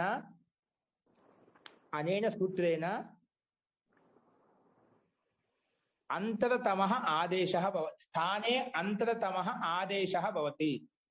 స్థానే అంటే స్థానంలో, అంతరతమః అంటే సదృశతమః అంటే సమానంగా ఉండే వర్ణం తెచ్చుకో. 3 వర్ణాల నుంచి ఏ వర్ణం అయితే అత్యంత దగ్గర సంబంధం ఉందో, ఏ వర్ణాలు అయితే పోలికలు ఉన్నాయో ఆ వర్ణాన్ని తెచ్చుకో. సాదృశ్యం ఎక్కడైతే ఉందో అది తెచ్చుకో అని చెప్పింది. అస్తు అనేన సూత్రేణ స్థానే అంతరతమః ఆదేశః భవతి. అంతరతమః అంటే చెప్పాను సదృశతమః సమానంగా ఉండే వర్ణాన్ని తెచ్చుకో అని చెప్పింది. అంతరతమః ఆదేశః భవతి. అంతరతమః ఆదేశః భవతి. ఓకేనా? ఆ సూత్రం వచ్చి వృద్ధి చేస్తాను అంటుంటే వృద్ధి అనగానే ఈ 3 వర్ణాలు పరిగెత్తుకుని వచ్చాయి. ఆ ఐ ఔ. అప్పుడు 3 వర్ణాలు ఒకటే కావాలి. ఏం చేయాలి అంటే దానికి నిర్ణయం కోసం ఈ సూత్రం వచ్చిందన్నమాట. స్థానంలో ఏవైతే అత్యంత సదృశంగా ఉన్నాయో అది పెట్టుకో అని చెప్పింది. ఓకే. ఇప్పుడు వృద్ధి మనకు స్థానం కలుపుకుంటే ఏమొస్తుంది? ఇక్కడ ఊ ఉంది. ఊ అంటే ఉపు పద్మానియా ఓష్ట్యాహ తోటి ఉకారం ఓష్ట స్థానం అండి. లూలో ఉండే ఉకారం ఏంటి? ఓష్ట స్థానం. అక్కడ మనకు ఈ ఓష్ట స్థానంలో 3 వర్ణాలు వచ్చాయి. ఆ ఐ ఔ ఒక్క వర్ణం కలుపుకుందాం. ఏది సదృశ్యంగా ఉంది, ఏ వర్ణం కలుస్తుంది? ఆ అనేది కంఠస్థానం. అకుహ విసర్జనీయ కంఠ్యాహ తోటి ఆకారం కంఠస్థానం. కాబట్టి ఇది ఓష్ట స్థానం. లూలో ఉండే ఊ అనేది ఓష్ట స్థానం, అదేమో కంఠస్థానం. కాబట్టి అది కలవదు, ఆకారం వెళ్ళిపోయింది. నెక్స్ట్ ఏముంది? ఐ వర్ణం. ఐ వర్ణం అనేది కలుస్తుందా? ఇదేంటి? ఏదౌతౌ కంఠ్యతాళవ్యౌ. ఇక్కడ ఐకారం వచ్చింది. ఐకారంలో కంఠం ఉంది, తాళు ఉంది. ఇది కూడా భిన్నంగా ఉంది. ఓష్ట స్థానం లేదు కదా, కొంచెం సాదృశ్యం లేదు కదా. కాబట్టి అది మొత్తం కంఠము తాళు ఉంది కానీ ఓష్టం లేదు. కాబట్టి ఇది కూడా కొంచెం సామాన్యంగా లేదు, సదృశంగా లేదు, సమానంగా లేదు. కాబట్టి ఇది కూడా వెళ్ళిపోయింది. ఇంకో వర్ణం ఉంది. ఆ ఐ అయిపోయింది. ఔ. ఇదేంటి? స్థానం ఏంటి? ఓదైతౌ కంఠ్యోష్టౌ.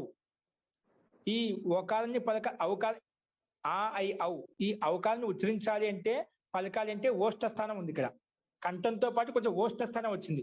కాబట్టి ఈ వర్ణంలో కనీసం కంఠంతో పాటు కొంచెం ఓష్ట స్థానం, కొంచెం ఒక స్థానం అయితే కలిసింది. అది అక్కడ కూడా ఓష్ట స్థానం ఉంది, ఇక్కడ కూడా ఓష్ట స్థానం ఉంది. అంటే ఓష్టం కొంచెం సాదృశ్యం ఉంది, సమానత ఉంది. కాబట్టి ఔకారం వస్తుంది. ఊ స్థానం వస్తుంది, కొంచెం సాదృశ్యంగా ఉంది, సమానంగా ఉంది. కాబట్టి ఊ స్థానంలో ఔ వస్తుంది. ఊ స్థానం వస్తుంది, ఔ వస్తుంది. రాసుకోండి. ఆ లూ స్థానంలో వృద్ధి చేసుకోవాలి కదా, ఔ చేసుకోవాలి. 3 వర్ణాలు ఏం నిర్ణయం తీసుకున్నాము? ఆకారం కంఠస్థానం కాబట్టి రాదు, ఐకారం కంఠము తాళం ఉంది కాబట్టి అది రాదు. మనకు 3వ వర్ణమే కలిసింది. ఎందుకంటే ఇది కంఠంతో పాటు ఓష్ట వర్ణం కలిసింది కొంచెం. కాబట్టి ఔకారం వస్తుంది. అంటే లూలో ఉండే ఉకార స్థానంలో అవు తీసుకొస్తాం. రాయండి. ఆ కింద రాయండి. ఆ లవ్, ఆ అటుక ఆ లూ స్థానంలో లవ్ వచ్చింది, వృద్ధి వృద్ధి అయిపోయింది. లవ్ ఈ స్ ఈ త్. ఓకేనా? ఆ లవ్ ఈ స్ ఈ త్. ఓకే, ఇప్పుడు వృద్ధి అయిపోయింది. ఇప్పుడు దీనికి ఎదురుగా బాణం గుర్తించి రాసుకోండి. ఇట ఈటి, ఇట ఈటి, ఇట ఈటి, ఇది సూత్రం అండి. ఇట ఈటి రాసుకోండి. అనేన సూత్రేణ, గమనించే సూత్రాన్ని, మీకు సూత్రాలు చెప్పేట మీకు అర్థమైపోతుంది. అనేన సూత్రేణ, అనేన సూత్ర ఇట్టు ఉత్తరస్య, ఇట్టు ఉత్తరస్య అంటే ఇట్టు ఉత్తరం అంటే పక్కన, ఇట్టుకి ఇట్టు ఉత్తరస్య సిచ్ సకారస్య, ఇట్టు ఉత్తరస్య సిచ్ సకారస్య,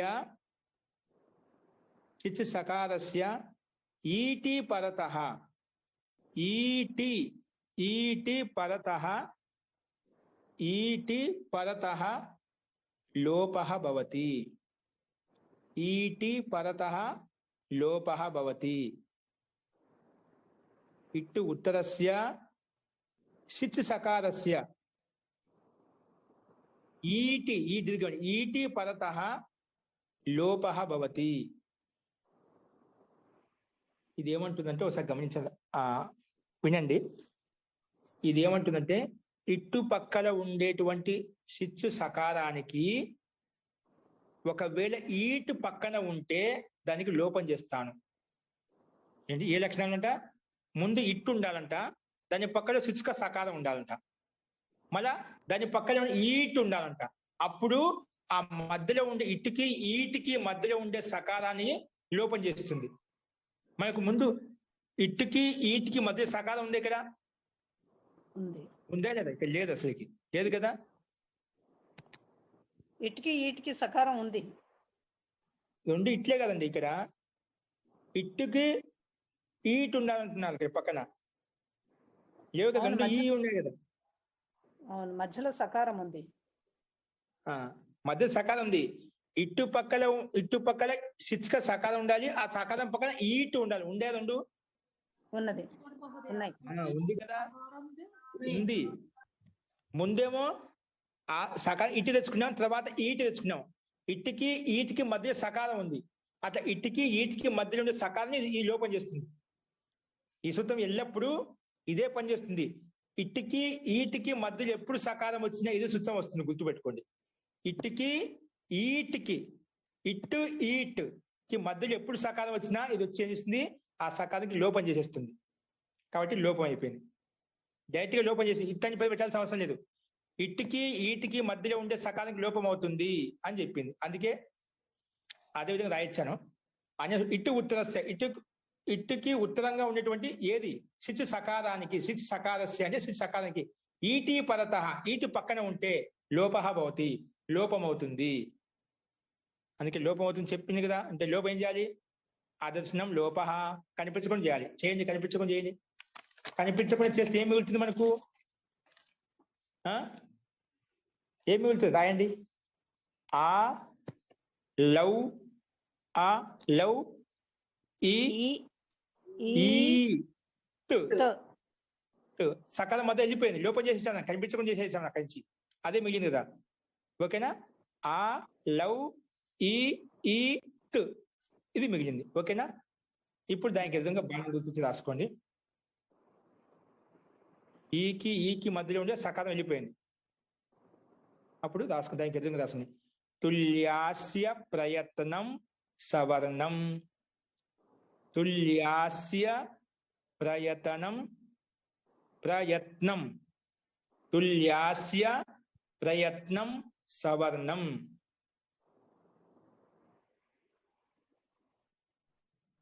ఇది అర్థం రాసుకున్నాం ఒకసారి. అనేన సూత్రేణ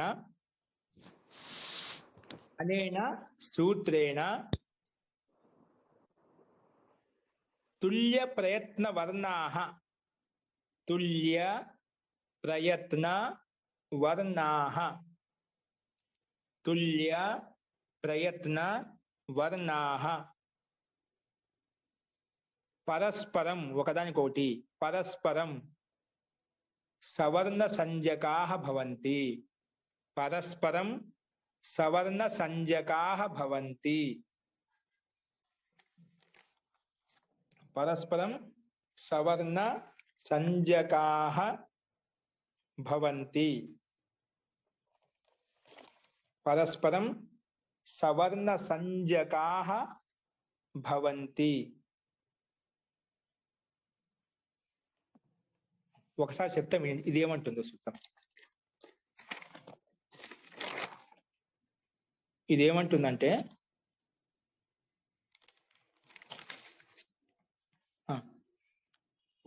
తుల్యాస్య ప్రయత్నం సవర్ణం. తుల్యాస్య ప్రయత్నం తుల్య అంటే సమానత, ఆస్య అంటే కంఠంలో, ప్రయత్నం ఏదైతే ప్రయత్నం చేస్తామో వాటికి సవర్ణ సంజ్ఞ అంట. అంటే మనం ఉచ్చరించే వర్ణాలు ఏవైతే ఉన్నాయో ఆ వర్ణాల్లో సమాన వర్ణాలు అంటే ఒకే కంఠము ఒకే అక్షరం ఉందనుకోండి, అలాంటి సమాన వర్ణాలకు సవర్ణం అని పేరు పెట్టింది సూత్రం. అంటే తుల్య వర్ణాలకు సమాన వర్ణాలకు. ఆకి సమాన వర్ణం ఏంటి? ఆ లేదా ఆ. ఓకేనా? ఈకి సమాన వర్ణం ఏంటి? ఈ లేదా ఈ. ఊకి సమాన వర్ణం ఏంటి? ఊ కదా. ఊకి ఊ సమాన వర్ణం. ఊకి ఆ సమాన వర్ణమా? కాదు. ఆకి ఆ సమాన వర్ణం అవుతుంది కానీ ఆకి ఈ సమాన వర్ణం కాదు. ఈకి సమాన వర్ణం ఏంటి? ఈకి ఈ. ఆకి ఆ సమాన వర్ణము, ఈకి ఈ, ఊకి ఊ, రూకి రు. ఇవి సమాన వర్ణాలు. అట్లా సమానమైన వర్ణాలకు ఒకదానికోటి దానికి సవర్ణ సంజ్ఞ అని పేరు పెట్టుకుంటాం. ఏం పేరు పెట్టుకుంటామండి? సవర్ణ సంజ్ఞ. దాంట్లో కేవలం సమాన వర్ణం చెప్పలేదు, ఇంకో చెప్పాం. ఈ రెండు ఉన్నాయి మనకు. ఏమున్నాయని ఇక్కడ? ఆ లవ్ ఈ ఉన్నాయి కదా. ఈకి పక్కనే ఉంది సమాన వర్ణం ఈనే ఉంది. దానికంటే ముందే ఉంది ఈనే ఉంది. అంటే రెండు సమాన వర్ణాలు అంటే సదృశ్య వర్ణాలు. ఏంటి? సమాన వర్ణాలు అంటే సదృశ్య వర్ణాలు, సమానంగా ఉన్నటువంటి వర్ణాలు. ఈకారానికి ఈకారం ఎలా ఉచ్చరిస్తాము? ఇచు యశా స్థాలవ్యాహ. తాలు స్థానంతో ఉచ్చరిస్తాం. ఈకారం ఎలా ఉచ్చరిస్తాము? ఇది కూడా తాలు స్థానంతో ఉచ్చరిస్తాం. కాబట్టి ఉచ్చారణ స్థానం రెండింటికి ఒకటే విధంగా ఉంది. రెండు సమాన వర్ణాలు ఈ అనే సమానంగా ఉన్నాయి. అలాంటి సమాన వర్ణాలకు సవర్ణం అని పేరు. గుర్తుపెట్టుకో. అలాంటి సమానంగా ఉండే వర్ణాలకు ఏమని పేరు వస్తుంది? సవర్ణం అని పేరు. సమానంగా ఉండే వర్ణాలకు ఏమని పేరు పెట్టుకున్నాము? సవర్ణం. సవర్ణ సంజ్ఞ అని పేరు పెట్టుకున్నాము. సవర్ణం అని పేరు పెట్టుకున్నాం. అర్థమైందా? సమాన వర్ణాలకు సవర్ణ సంజ్ఞ భవతి. ఎందుకంటే ఆస్య ప్రయత్నం దీంట్లో ఉచ్చరించేటప్పుడు ఈ అక్షరం ఎలా పలుకుతామో ఈ అనే అక్షరం సమానంగా పలుకుతాము. అందుకే సమాన వర్ణాలు, సదృశ్య వర్ణాలు. అలాంటి సదృశ్య వర్ణాలకు సమానమైన వర్ణాలకు పరస్పరం ఒకదానికోటి అంటే ఈకి ఈ పరస్పరం ఒకదానికోటి సవర్ణ సంజ్ఞకాః భవంతి. సవర్ణ సంజ్ఞ అని పేరు వస్తుందంట. అర్థమైందా? ఒక మాటలు చెప్పాలంటే సమానమైన వర్ణాలకి సవర్ణ సంజ్ఞ అని పేరు, సవర్ణం అని పేరు. సమానమైన వర్ణాలకు అని పేరు, సమానమైనటువంటి వర్ణాలకు సవర్ణం అని పేరు. ఓకే. ఇప్పుడు ఈకి ఈ రెండింటికి పరస్పరం ఒకదానికొకటి సవర్ణం అని పేరు పెట్టింది ఈ సూత్రం వచ్చేసి. ఓకేనా? ఇక్కడ ఈ ఉంది, ఆ వస్తుంది. ఆకి ఆ సమాన వర్ణం, ఊకి ఊ సమాన వర్ణం, అవి వేరే చోట్ల వస్తాయి. ఇక్కడ ఈకి ఈ సమాన వర్ణం. ఈ రెండింటికి సవర్ణ సంజ్ఞ అని పేరు పెట్టుకున్నాం. సవర్ణ సంజ్ఞ అని పేరు పెట్టుకోవడం వల్ల ఈ సూత్రం వచ్చింది. అకహ సవర్ణే దీర్ఘ. అకహ సవర్ణే దీర్ఘ. ఏంటి? అకహ సవర్ణే దీర్ఘ.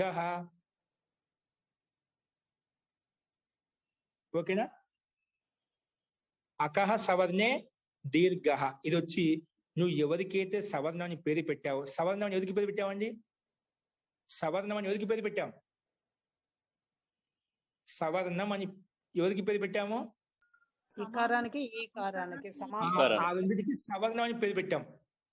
ఆ సవర్ణ పేరు పెట్టి నువ్వు ఎవరికి సవర్ణం అని పేరు పెట్టావో ఆ సవర్ణ వల్ల ముందు వర్ణానికి తర్వాత రెండింటికి కలిపి పూర్వ పరయో స్థానే ఆ రెండు వర్ణాలకు ఒకే దీర్ఘం చేసే. ముందుండే ఈని తర్వాత ఉండే ఈని రెండు కలిపి ఒక దీర్ఘం పెట్టిన ఆ సింబల్ చూపించాను మీకు నేను పంపించే PDF ఫోటో కాపీలో. ఈ కలిసి ఈ అయిపోతుంది.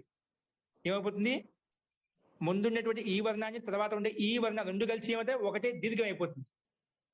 అందుకే చెప్పా అకహ సవర్ణే దీర్ఘ రాయండి. అకహ సవర్ణే దీర్ఘ అనేన సూత్రేణ పూర్వ పరయో స్థానం, అంటే పూర్వ ఈకారము, పరం అంటే పక్కన ఉండే ఈకార స్థానంలో వస్తుంది, దీర్ఘము ఏకాదేశంగా వస్తుంది. ఆ రెండు వర్ణాలు తీసేసి ఒకే దీర్ఘం పెట్టేస్తాం.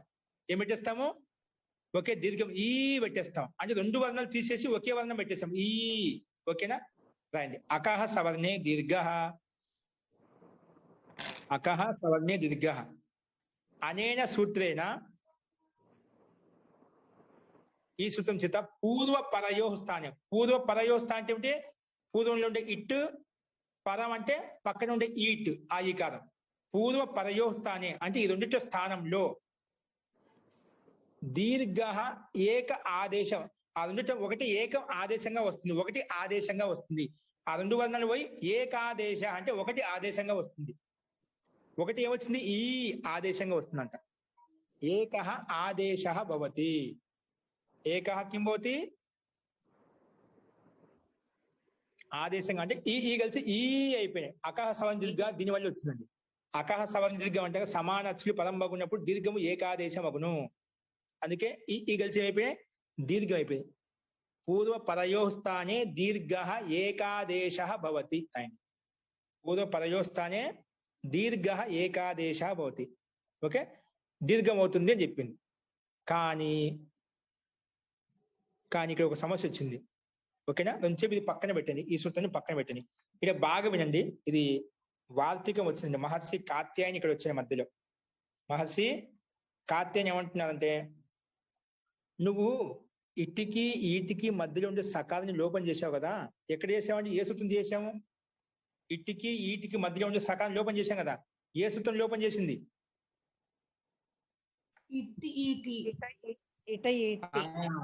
ఇట ఈట ఏ సంఖ్య ఎక్కడ ఉంది, ఏ అధ్యాయంలో ఉంది, ఏ అధ్యాయంలో ఉంది,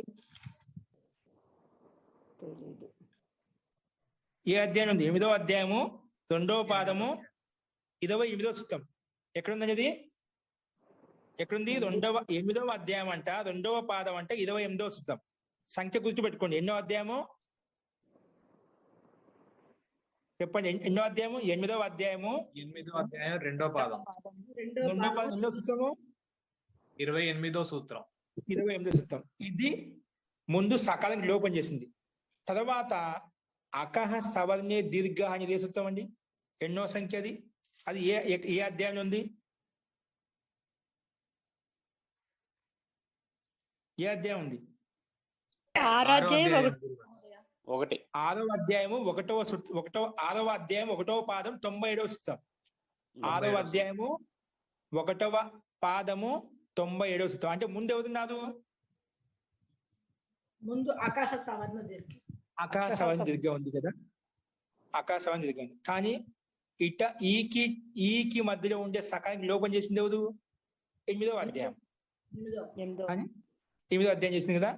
ఇప్పుడు 8వ అధ్యాయం వచ్చి సూత్రం పని చేసిపోయిన తర్వాత ఏంటి, 8వ అధ్యాయం నుండి సూత్రం వచ్చి పని చేసిపోయిన తర్వాత ఏం పని చేసిపోయింది, ఈకి మధ్యలో ఉండే సకాన్ని లోపం చేసిపోయింది. ఇప్పుడు ఆ మధ్యలో ఉండే సకాన్ని తీసిపెట్టిన నువ్వు వచ్చి ఇప్పుడు 6వ అధ్యాయంలో అకాల సవర్ణ దీర్ఘ వచ్చి చేసింది, ఆ పూర్వ పరయోస్థాన్ని దీర్ఘం ఏకాదేశం చేస్తా ఉంటుంది. ముందుండే ఈకి తర్వాత ఈ రెండింటిని కలిపి రెండింటిని తీసేసి ఒక దీర్ఘం ఏకాదేశం పడతా ఉంటుంది. నువ్వు ఒకవేళ అకాల సవర్ణ దీర్ఘం వచ్చేసి దీర్ఘం చేస్తాను అన్నావు అనుకోండి, అంటే 8వ అధ్యాయంలో ఉండే సూత్రం వచ్చి ఒకసారి పని చేసిన తర్వాత ఏంటి, 8వ అధ్యాయంలో ఉన్న సూత్రం వచ్చి పని చేసిన తర్వాత 6వ అధ్యాయంలో ఉండే సూత్రం వచ్చి మళ్ళీ పని చేసింది అనుకోండి, మళ్ళీ పని చేస్తా అంటే 8వ అధ్యాయంలో పని చేసినటువంటి సూత్రం మళ్ళీ అది చేయనట్టుగా ఉండిపోతుంది. ఏం అవుతుంది, ఒకటి బాగా గమనించింది. 8వ అధ్యాయంలో ఉండే సూత్రం వచ్చి ఒకసారి పని చేసిపోయిన తర్వాత నువ్వు మళ్ళీ 6వ అధ్యాయంలో ఉండే సూత్రం వచ్చి నేను పని చేస్తా అన్నావు అనుకోండి, ఇక్కడ ఈ కాలం తిరిగి చేస్తా అన్నా అనుకోండి, అది చేయలేదు. లేదు, నేను చేయనట్టుగానే అక్కడ సకాలం కూర్చోబెట్టుకుంటాను, నేను చేయలేదు అంటుంది అనమాట. అసిద్ధం అవుతుంది. అర్థమైందా, పూర్వత్ర సిద్ధం. నేను ఒకసారి పని చేసి వెళ్ళాను, 8వ అధ్యాయం సూత్రం చేసింది, సకాలం లోపం చేసి వెళ్ళింది. చేసిన తర్వాత మళ్ళీ 6వ అధ్యాయం వచ్చేసి అన్నిటికి మధ్య నేను తిరిగి ఈ కాలం చేస్తా అంటుంది. అది ఒప్పుకోవడం లేదు. నేను ఆ పని చేయనట్టుగా భావిస్తుంది. అందుకే అది అసిద్ధం అవుతుంది. అంటే ఈ సూత్రం వచ్చి పని చేస్తాను అంటే అది సకాలం కనిపిస్తుంది, నేను చేయలేదు అంటుంది.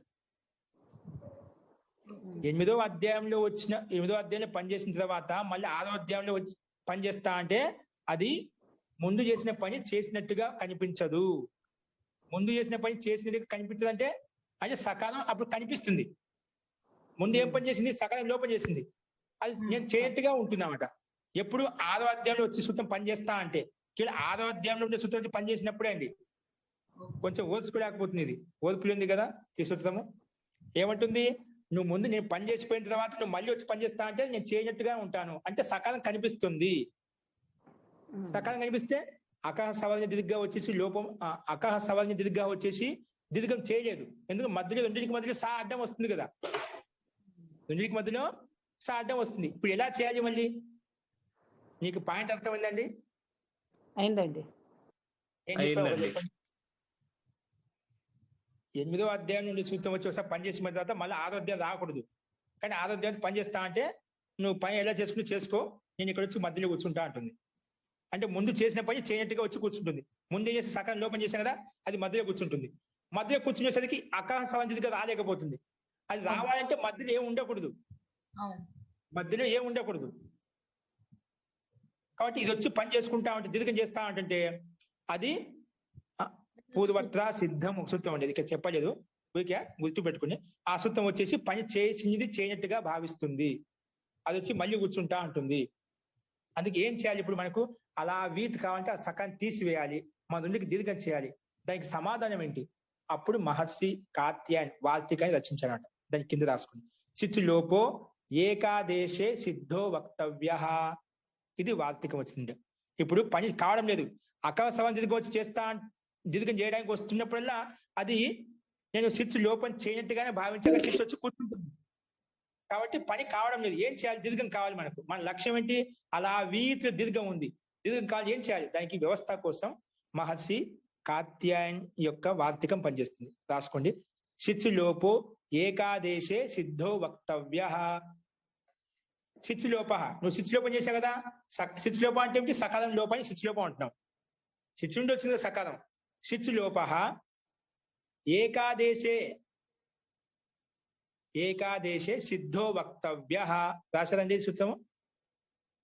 సూత్రంలో స్పష్టంగా దీనికి ఆన్సర్ ఉందండి. ఏకాదేశే సిద్ధో వక్తవ్య. ఓకే, రాసుకున్నారండి? రాసుకో. అనేన సూత్రేణ శిచ్చులోప సిద్ధ ఏవ భవతి. అనేన సూత్రేణ శిచ్చులోప సిద్ధ ఏవ భవతి. సిద్ధ ఏవ భవతి. రాసుకున్నారా దీని అర్థం? అనేన సూత్రేణ సూత్రేణ అనేన సూత్రేణ స్థానంలో అనేన వార్తికేన రాయండి. అనేన వార్తికేన, సూత్రేణ కాదు. అనేన వార్తికేన కూడా దాంట్లో రాశాను, దాన్ని కొట్టేసి మీరు అనేన వార్తికేన రాయండి. వార్తికం కదా ఇది. అనేన వార్తికేన శిచ్చులోపో సిద్ధ వక్తవ్య. సిద్ధ ఏవ భవతి. సిద్ధ ఏవ భవతి. ఇప్పుడు దీని తాత్పర్యం చూసుకోండి. శిచ్చులోప అంటే సకాలం లోపం చేసావు కదా. ఏకాదేశే కర్తవ్యం. నువ్వు ఏం చేయబోతున్నావు ఇప్పుడు? ఏకాదశం చేయవు. ఏకాదశం అంటే దీర్ఘం ఏకాదశం చేస్తున్నావు కదా. ఏకాదశం చేసేటప్పుడు సిద్ధో వక్తవ్యం. నువ్వు చేసే శిచ్చులోపం అది శిచ్చులోపంగానే భావిస్తాము, అది అసిద్ధంగా భావించము అని ఈ వార్తికం చెప్తున్నాను. ఒక ఏకాదశం చేసేటప్పుడు మాత్రమే ఒక పర్మిషన్ ఇవ్వు మాకు, మిగతా టైంలో నువ్వు నిలబెట్టుకో, ఇబ్బంది లేదు. ఒక దీర్ఘ ఏకాదశం చేసేటప్పుడు మాత్రం మాకు పర్మిషన్ ఇవ్వు, అది నువ్వు చేసిన లోపంగానే భావించు అని ఈ వార్తికం వచ్చి పెద్ద మనిషిగా వచ్చి నిర్ణయం చేసిందన్నమాట. అర్థమైందండి? శిచ్చులోప ఏకాదేశే అంటే ఏకాదశం చేయడంలో, ఏకాదశం దీర్ఘం ఏకాదశం చేయడంలో సిద్ధో వక్తవ్య అంటే సిద్ధ ఏవ భవతి. నువ్వు చేసిన శిచ్చులోపై ఆ లోపంగానే భావిస్తాము. సిద్ధ అది లోపసిద్ధి, లోపం అయితేగా సిద్ధి అవుతుంది అంటే అసిద్ధం కాదు. అసిద్ధం అంటే లోపం చేయలేదు అని అలా చెప్పము, లోపం అయినట్టుగానే భావిస్తాము. శిచ్చులోప సిద్ధ ఏవ. నువ్వు చేసే శిచ్చులోపై అది సిద్ధమేవ అంటే ఖచ్చితంగా సిద్ధిస్తుంది, అంటే లోపం అవుతుంది ఖచ్చితంగా అక్కడ, అసిద్ధం కాదు. కాబట్టి ఇది వచ్చి చెప్పిన మాట లేదు, నువ్వు ఒక దీర్ఘం చేసుకునేటప్పుడు మాత్రము అది శిథిలోపం అనేది చేసినట్టుగానే భావిస్తాము, చేయనట్టుగా భావించము అని ఈ వార్తికం చెప్పింది కాబట్టి అప్పుడు సామంజస్యం వచ్చింది. అందుకే అది శిథి లోపం అనేది ముందు చేసినట్టుగా భావించాము, అందుకే మధ్యలో వచ్చి కూర్చోలేదు. కాబట్టి మధ్యలో కూర్చోకుంటే అకహ సవర్ణే దీర్ఘ వచ్చి అప్పుడు దీర్ఘ ఏకాదశి చేసిందండి. ఓకేనా? ఇప్పుడు అప్పుడు దీర్ఘం ఏకాదశి ఏమవుతుంది? ఆ లవ్ ఈ కలిసి ఏమైపోయింది? ఈ అయిపోయింది.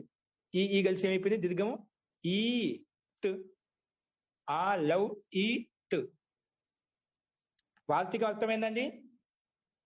వార్తికం అర్థమైందా? ఇక్కడ ఎలా పనిచేసింది అంతే. అదే ఈకారం ఆదేశం కాకుండా సవర్ణం కాకుండా ఉంటే ఒప్పుకోదండి. ఒప్పుకోదు. ఓన్లీ ఈకారం చేసి దానికి మాత్రం పర్మిషన్ ఇచ్చిందన్నమాట. ఈ వార్తికం వచ్చేసి ఒకసారి అంటే సల్జండి మనం సామంజస్యం పెద్ద నిర్ణయం చేసే వాళ్ళు వస్తే మధ్యలో దీని సమస్యకు సమానం చెప్తుంటారా పంచాయతీ నిర్ణయం చేసేటప్పుడు, అలా వచ్చి చెప్పిన వార్తికం. లేదంటే ఒక దీర్ఘ ఏకాదశం చేసుకునేటప్పుడు పర్మిషన్ ఇచ్చేసి మిగిలిన ఏదైనా పని చేసుకుంటా అనుకోండి, లోపం కానీ ఇంకా ఏమో రిద్ది కానీ ఏమో చేసుకున్నా అక్కడ కావాలి నిలబెట్టుకోవడం, ఇక్కడ మటుకు నిలబెట్టద్దు, మా లక్ష్యం సిద్ధించని అని ఓన్లీ దీర్ఘానికి మాత్రమే పర్మిషన్ ఇచ్చిందన్నమాట. లేకపోతే అది మధ్యలో వచ్చి నువ్వు దీర్ఘం చేసుకుంటే అయిపోయి మధ్యలో వచ్చి కూర్చుంటుంది. కానీ ఈ వార్తికం వచ్చేసి చెప్పింది కాబట్టి కొంచెం దీనికి మాన్యత ఉంది అనమాట. వార్తికానికి అంటే కొంచెం పవర్ ఉంది కాబట్టి వచ్చి పని చేసుకుంది. అంటే దాన్ని అడ్డుపడలేదు అనమాట. అడ్డుపడకపోయేసరికి దీర్ఘం అయిపోయింది. అందుకే ఆ లవ్ ఈ ట్ అయిపోయింది. ఓకేనా? పెద్దవాళ్ళు చెప్పిన మాట విన్నది. పెద్దవాళ్ళు చెప్పిన మాట ఇది పెద్ద సూత్రం అన్నమాట.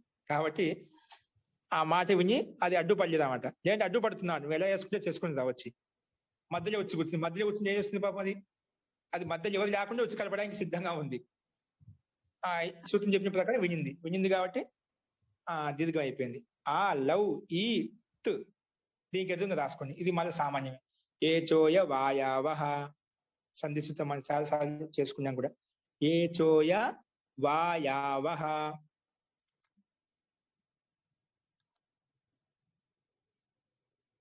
చూడు, మనకు వార్తికం ఎంతో సింపుల్. శిథిలోపం చేసే ఏకాదేశం చేయడం, దీర్ఘ ఏకాదశం చేయడం. దీర్ఘ ఏకాదశే సిద్ధో వక్తవ్య. నువ్వు శిథిలోపం సిద్ధంగానే ఉంటుంది, లోపం అయినట్టుగానే భావిస్తాము అని చెప్పింది. అందుకే దీర్ఘం అయిపోయింది అన్నమాట. అస్తు ఏ చోయ వాయావహ అనేన సూత్రేణ ధాతో ఔకారస్య స్థానే. ధాతులో ఉంది లు, ధాతులో లూకి ఏమైపోయింది? వృద్ధి అవ అయిపోయింది కదా. ధాతో ఔకారస్య స్థానే, ధాతులో ఉండే ఔకార స్థానంలో ధాతో ఔకారస్య స్థానే, ధాతో ఔకారస్య స్థానే, ధాతో ఔకారస్య స్థానే ఆవ్ ఆదేశ భవతి. అవకాశం ఏమొస్తుందంట? ఆవ్ ఆ వకార హలంతం. ఆవ్ ఆదేశ భవతి. అవకాశ స్థానం వస్తుందా? ఆవ్ వస్తుందంట. ఓకేనా? ఒకవేళ ఏ ఉంటే అవు చేస్తుందండి, అవు ఉంటే ఆవు చేస్తుంది సూత్రం. అందుకే ఆవ్ ఆదేశ భవతి చేయాలి కదా. ఈ సూత్రం ఏం చెప్పింది? ధాతులో ఉండే అవకార స్థానంలో ఆవు చేయమంటుంది. ఆ పని చేయాలి కదా, చేయండి. మన కింద అప్పుడు ఓన్లీ అవకాశ స్థానం మీద ఆవు చేసింది. అప్పుడు లా హలంతా అలాగే ఉంటుంది కదా. అందుకే ఆ ఇల్లు అవు స్థానంలో ఆ వచ్చింది. ఈ అలాగే ఉంది. మనం ఈ తెచ్చుకున్నాం కదా, ఇప్పుడు ఈ ట్ అలాగే ఉంది. ఓకేనా? ఇప్పుడు కలపండి. ఏవం భూత్వ అంటే అలా అయ్యి ఎలా అయ్యింది? లా పొల్లు కంటే హలంతం కాబట్టి ఆవులో ఉండే ఆ అని లాల కలిసింది. అప్పుడు ఏమైంది? లావ్ అయిపోయింది. లావ్. ఇప్పుడు మళ్ళీ వకార హలంతం ఉంది. వకార హలంతం కాబట్టి పక్కన ఉండే ఈ అని దీనికి వాద కలుస్తుంది. వాద కలిస్తే వి అయిపోయింది. అలా వీత్, అలా వీత్ మొత్తం కలిపితే అలా వీత్ ఇది రూపం సిద్ధ్యతి. ఈ రకంగా రూపం సిద్ధిస్తుంది అలా వీత్ అని. ఓకేనండి? అర్థమైందా? కొంచెం అర్థమైందండి. అవగతం. కొంచెం అర్థమైంది, దండిగా అర్థమైందండి. బాగా అర్థమైంది. ఓకే, సంతోషం అండి. ఇంకా ఇప్పుడు మనం చెప్పిన అలావిత్ యొక్క సందేహం ఉందండి?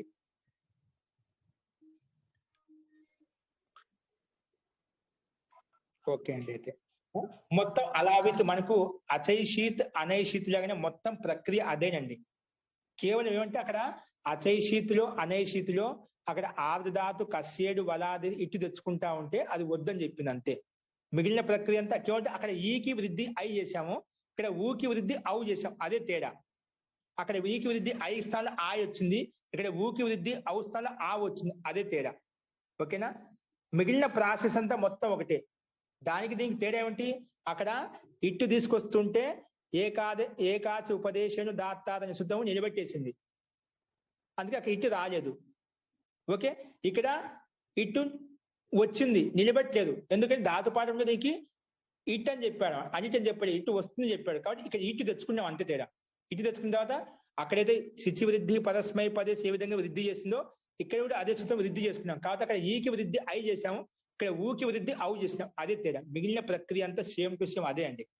అందుకే ఒక్క రూపం మనకు బాగా మనసులో కూర్చుంది అనుకోండి, దాన్ని బట్టి వందల శ్రద్ధ ఇదే విధంగా ఉంటాయి. నేను చెప్తున్నా ఇప్పుడు ఈ అలావీత్ రూపం నేర్చుకున్నామంటే ప్రథమ లుంగు లకారంలో ప్రథమ పురుషం ఏకవచనం నేర్చుకున్నామంటే ఇదే ప్రాసెస్ పద్ధతి. ఇప్పుడు అన్ని 2000 ధాతుల యొక్క రూపాలకు మొత్తం నీకు ప్రథమ పురుషం వచ్చేసినట్టే. మనం ఒక్క రూపం నేర్చుకోలేదు. 2000 ధాతులో ఉండే లుంగు లకారం ప్రథమ పురుషం ఏకవచనానికి రూపం అన్నిటికీ ఇదే విధంగా ఉంటుంది. దాంట్లో ఏ మార్పులు ఉండవు. ఇంకా మార్పు ఉంటే ఒకటి వెనక ముందు ఒకటి చేంజ్ అవుతుంది అంతే. అర్థమైందా?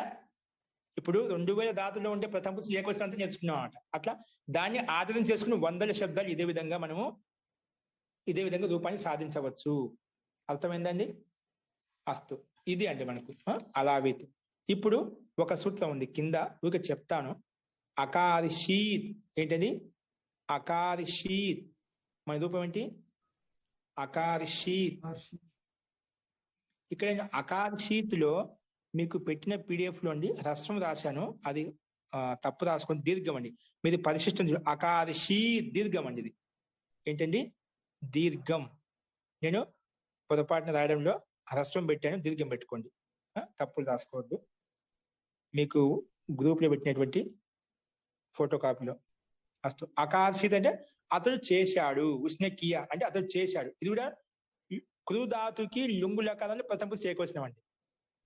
అదేమో లు ధాతుకి లుంగు లకారం ప్రథమ పురుషం ఏకవచనము, ఇది కృ ధాతుకి లుంగు లకారం ప్రథమ పురుషం ఏకవచనం. అంటే ప్రతి ధాతునకు లుంగు లకారం ఉంటుందండి. ప్రతి ధాతునకు 10 లకారాలు ఉంటాయి. 2000 ధాతులకు అట్లా ప్రతి ధాతునకు 10 లకారం ఉన్నప్పుడు ఆ 10 లకారం ఈ లుంగు లకారంలో వస్తుంది కదా. ఇక్కడ కృ ధాతుకి లుంగు లకారం ఏకవచనం వస్తుంది. అకార్షీత్ ఏంటి? అకార్షీత్. ఓకే, దీర్ఘం అండి.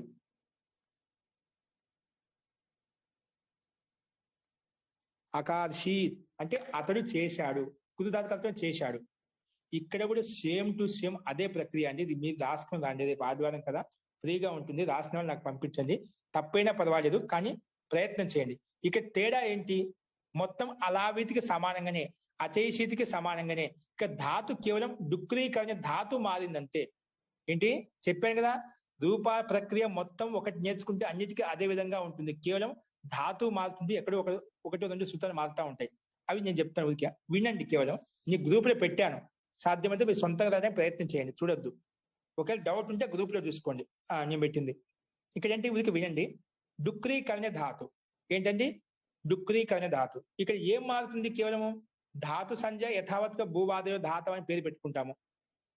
పేరు పెట్టుకున్న తర్వాత ఇక్కడ డుక్రీ ధాతు కాబట్టి ఆదిరి ఈ టూడవ అనే సూత్రం వచ్చేసి ధాతువులో ఉండే ఆది డు ఉంది, డుక్రీలో డు ఉంది కదా, ఆ డుకారానికి ఇత్తని పేరు పెడుతుందండి.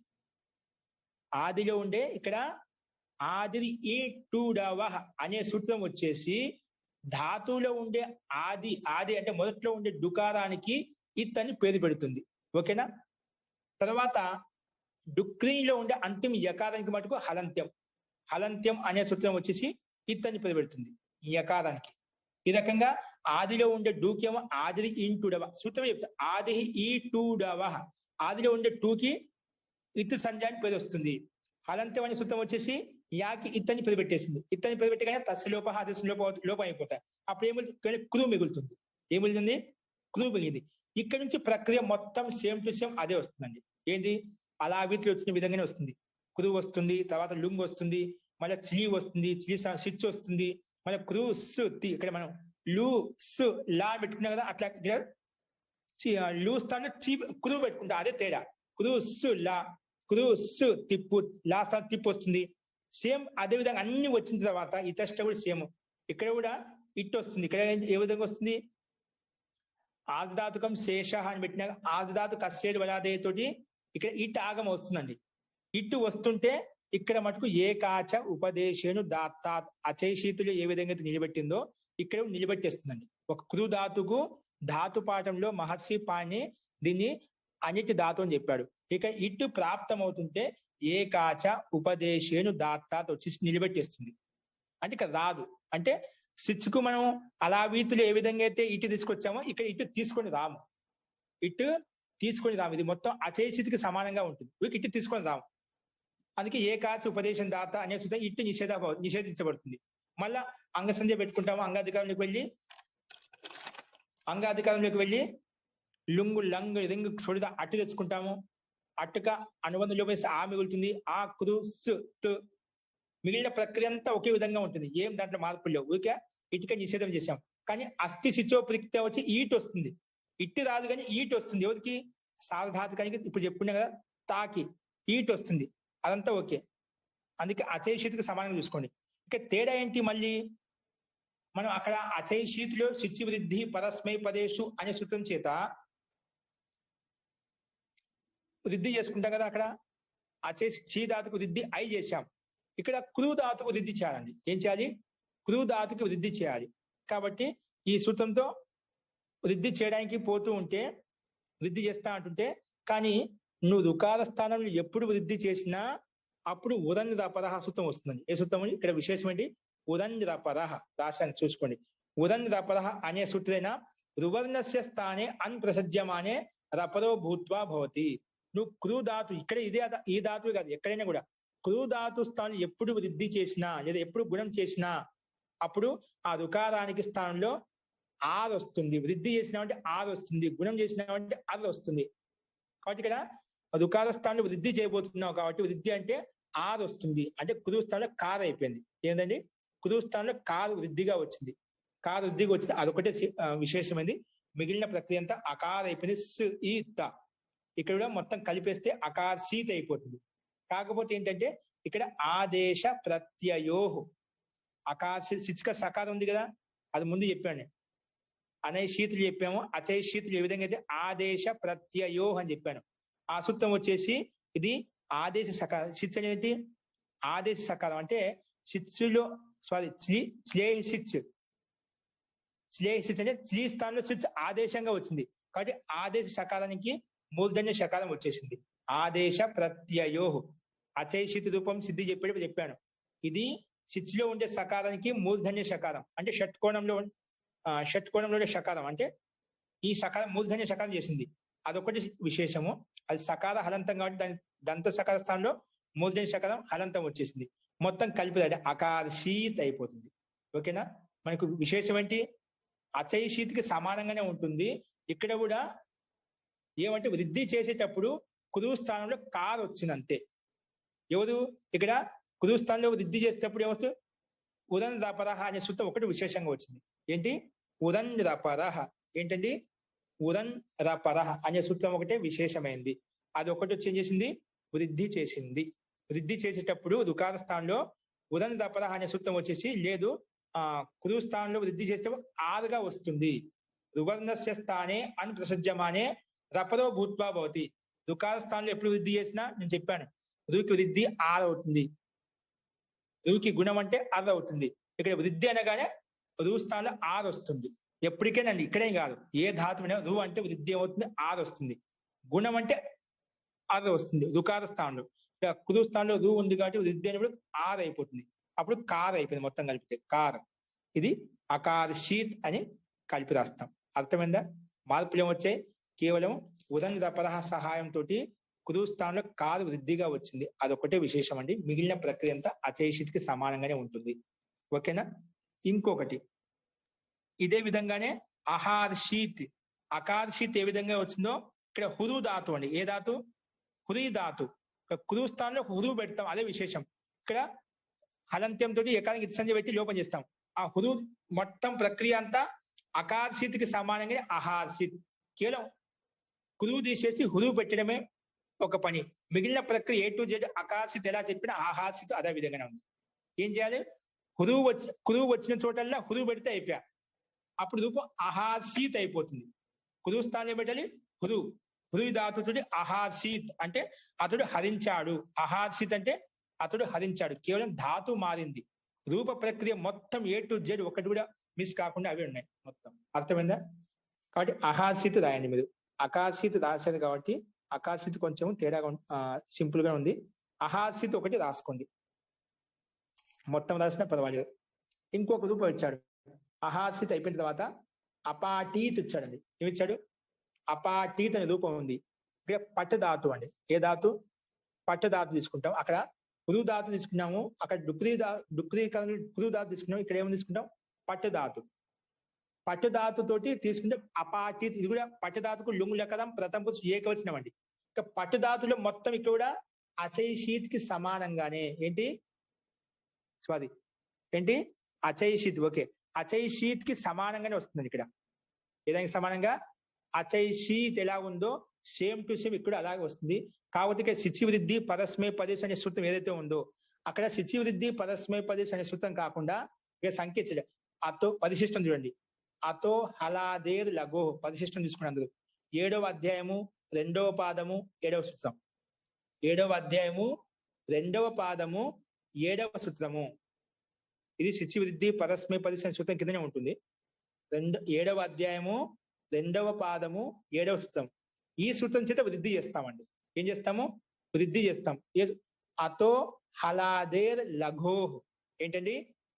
అతో హలాదేర్ లఘో అనే సూత్రం చేత శిచి వృద్ధి పరస్మై పదేశు అనే సూత్ర స్థానంలో అది తీసివేసి అతో హలాదేర్ లఘో అనే సూత్రం పెడితే అయిపోయా. అనే సూత్రం వృద్ధి భవతి. ఇక్కడ వృద్ధి ఎక్కడ అవుతుంది? పట్టుధాతులో ఉండే పకార స్థానం వృద్ధి ఆ వస్తుందండి. పాకి వృద్ధి వస్తుంది, పా వస్తుంది అన్నమాట. అది వృద్ధి అవుతుంది. అప్పుడు అపాటీత్ అవుతుంది. పట్టుధాతులో ఉండే పాలో ఉండే ఆకారానికి వృద్ధి చేస్తే అతో హలాదేర్ లఘో అనే సూత్రం చేత అపాటీత్ అవుతుంది. మొత్తం కలిపి రాయడమే, కేవలం ధాతు మారుస్తున్నాము. అపాటీత్. ఇది ఏమంటుంది? అతో హలాదేర్ లఘో అనే సూత్రము కేవలము వికల్పం చేస్తుంది. అంటే ఒకసారి ఏమో వృద్ధి చేస్తుంది. ఆకి పట్టులో ఉండే ఆకి ఆ వృద్ధి చేయి అంటుంది, ఒకసారి చేయొద్దు అంటుంది. కాబట్టి ఒకసారి చేసినప్పుడు అపాటీత్ అవుతుంది, ఒకసారి చేయకుండా ఉంటే అపటీత్ అవుతుంది. వృద్ధి చేసినా కూడా పాకి పా అయింది కాబట్టి అపాటీత్ అయిపోయింది. ఒకసారి వృద్ధి చేయను అంటుంది, చేయకుంటే ఎలా ఉందో అలాగే ఉంటుంది. ఆ పట్టు ఈ అపటీత్ అయిపోతుంది. ఏమవుతుందండి? అపటీత్. విశేషం ఏంటి? కేవలం శిచి వృద్ధి పరస్మై పదేశు స్థానంలో అతో హలాదేర్ లఘో అనే సూత్రం చేత వృద్ధి చేస్తాము. ఒకసారి చేస్తాము, ఒకసారి చేయము. ఒకసారి చేసినప్పుడు వృద్ధి చేసిన అపాటీత్ అవుతుంది, వృద్ధి చేయకపోతే అపటీత్ అవుతుంది. ఇదే తేడా. మిగిలిన ప్రక్రియ అంతా అచైషితికి సమానంగానే. కాబట్టి ముందు పెట్టుకుని ఒకసారి మొత్తం రాయండి. నేను రాసిన అలావితి కూడా ముందు పెట్టుకోవచ్చు, అచైషితి కూడా ముందు రాయించాము. ఈ 2 రూపాయలు చూసినామంటే ఈ రకంగా మొత్తం వృద్ధి రాదేచ్లో ఉండేటువంటి సూత్రాలు రూపసిద్ధి మనకు మొత్తం వచ్చినట్టుగానే, మొత్తం చెప్పుకున్నట్టుగానే రూప ప్రక్రియ ఈ రకంగా ఉంటుందని చెప్పుకున్నాము. అంటే మొత్తం వచ్చేసినట్టే అనమాట మనకు. ఈ 2 రూపాయలు చూడండి, ప్రయత్నం చేయండి. ఆదివారం కదా, సాధ్యమైనంత వరకు ఏమైనా డౌట్ ఉంటే, సందేహం ఉంటే మీరు మళ్ళీ రేపు పాఠం చెప్పుకుందామండి. ఓకే, ఇప్పుడు ఎవరికైనా కొంచెం సందేహం ఉంటే చెప్పండి. అర్థమైంది కదా? ఈ రకంగా మనకు వృద్ధి రాదేచ్ అనే సూత్రం పూర్తి అవుతుందండి. ఓకేనా? అది మీరు రాయాలి. అంటే మొత్తం దానికి సమానంగా దీంట్లో మార్పులు ఎక్కడ ఉన్నాయి అవి చూపించాలన్నమాట. ఆ ఒక్క సూత్రం మార్చుకుంటే మిగిలిన ప్రక్రియ. అందుకే ఆ సూత్రం ఏమంటుందో అతో హలాదేర్ లఘో అనే సూత్రం దగ్గరికి వెళ్ళి చూడండి, దాని ఆన్సర్ రాయండి. ఓకేనా? మిగిలినదంతా ఏం లేదు, మొత్తం A to Z ముందు చెప్పిన దాని ప్రకారంగానే ఉంటుంది. కాబట్టి ఈ రకంగా అకార్షిత్ తర్వాత అహార్షిత్ తర్వాత అపాటీత్, వృద్ధి చేయకపోతే అపటీత్, ఈ రకంగా మొత్తము మనకు రూపాలన్నీ కూడా అచైషితికి సమానంగానే రూపాలు ఉంటాయి. ఇవన్నీ ప్రథమ పురుషం లుంగు లకారంలో ఉంది. లకారంలో ప్రథమ పురుషము ఏకవచనంలో ఈ రకంగా రూపసిద్ధి ఉంటుంది అని చెప్పుకున్నాము. కాబట్టి ఇది మీరు మళ్ళీ ఒకసారి స్టార్టింగ్ నుంచి అచైషితులు మళ్ళీ చూసామనుకోండి, ఒకసారి అర్థం చేసుకున్నారనుకోండి, ఈ రూపసిద్ధులన్నీ తయారు చేయొచ్చు. అస్తు, ఎవరికైనా సందేహం ఉంటే చెప్పండి. ఇవి రాసినవి ఎవరికి పోస్ట్ చేయాలి మహోదయ? మీకు చేయండి. నాకు వ్యక్తిగతంగా పెట్టండి, అంటే మీరు ఎలా రాశారో చూస్తాను అంతే, ఎవరికి పోస్ట్ చేయాల్సిన అవసరం లేదు. మీకు ఏమైనా దాంట్లో తప్పులు ఉంటే కానీ దాన్ని లేదు ఇలా దీన్ని ఇక్కడ ఈ రకంగా రాయాలి, ఇక్కడ ఈ రకంగా మొత్తం మాటికి ఒకటి గుర్తు పెట్టుకోండి. రాసిన సూత్రం పూర్తిగా రాయాల్సిన అవసరం ఒక చోట వచ్చింది, దాన్ని పూర్వపత్రం పెట్టి రాయండి. దీనిలో అలావిత్ కాకుండా అకార్షిత్ రాశానండి. అకార్షిత్ మీకు గ్రూపులో పెట్టాను, దాన్ని కొన్ని షార్ట్ కట్ రాశాను. దానికి మాటికి హలంత్యం వచ్చిన చోటల్లో మనం దానికి అనుబంధ లోపాన్ని రాసేసుకోండి డైరెక్ట్గా. మాటికి హలంత్యం తస్య లోప హాదర్శన లోప రాయకుండా ఒకసారి రాసింది చాలు, దాన్ని డైరెక్ట్గా అనుబంధ లోపాన్ని డైరెక్ట్ రాయండి. ఓకేనా? మనకు రూపం అర్థం కావాలి ముఖ్యంగా. ఈ రకంగా మనం రాశాడు మీకు అర్థం, అందుకే ఒకసారి వచ్చిన రాకుండా రాయడానికి కూర్చుంటే మీకు మైండ్ పని చేస్తుంది. ఏ రకంగా రాయాలి, ఏ విధంగా చెప్పాలి, ఎక్కడ ఏం పని చేసింది తెలుస్తుంది. కాబట్టి ప్రయత్నం చేయండి ప్రతి ఒక్కరు కూడా. కాబట్టి సార్ రేపు క్లాస్ ఉంటుందండి? రేపు ఉండదండి. ఓకేనా? ఈ రకంగా మనకి వృద్ధి రాదేచ అనే సూత్రం పూర్తి అయిపోయింది. ఏమైనా డౌట్ ఉంటే రేపు చూద్దామండి. అస్తు, మంత్రపాఠ.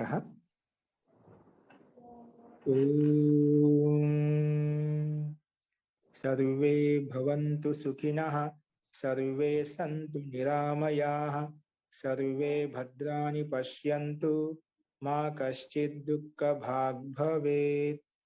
ఓం శాంతి శాంతి శాంతి.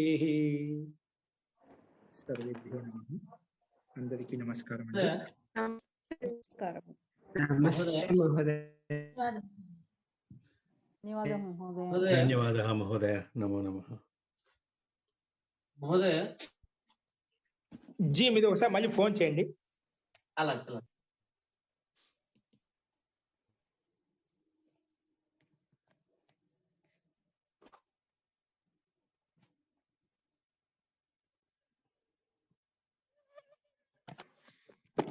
ధన్యవాదాలు మహోదయ. ధన్యవాదాలు మహోదయ.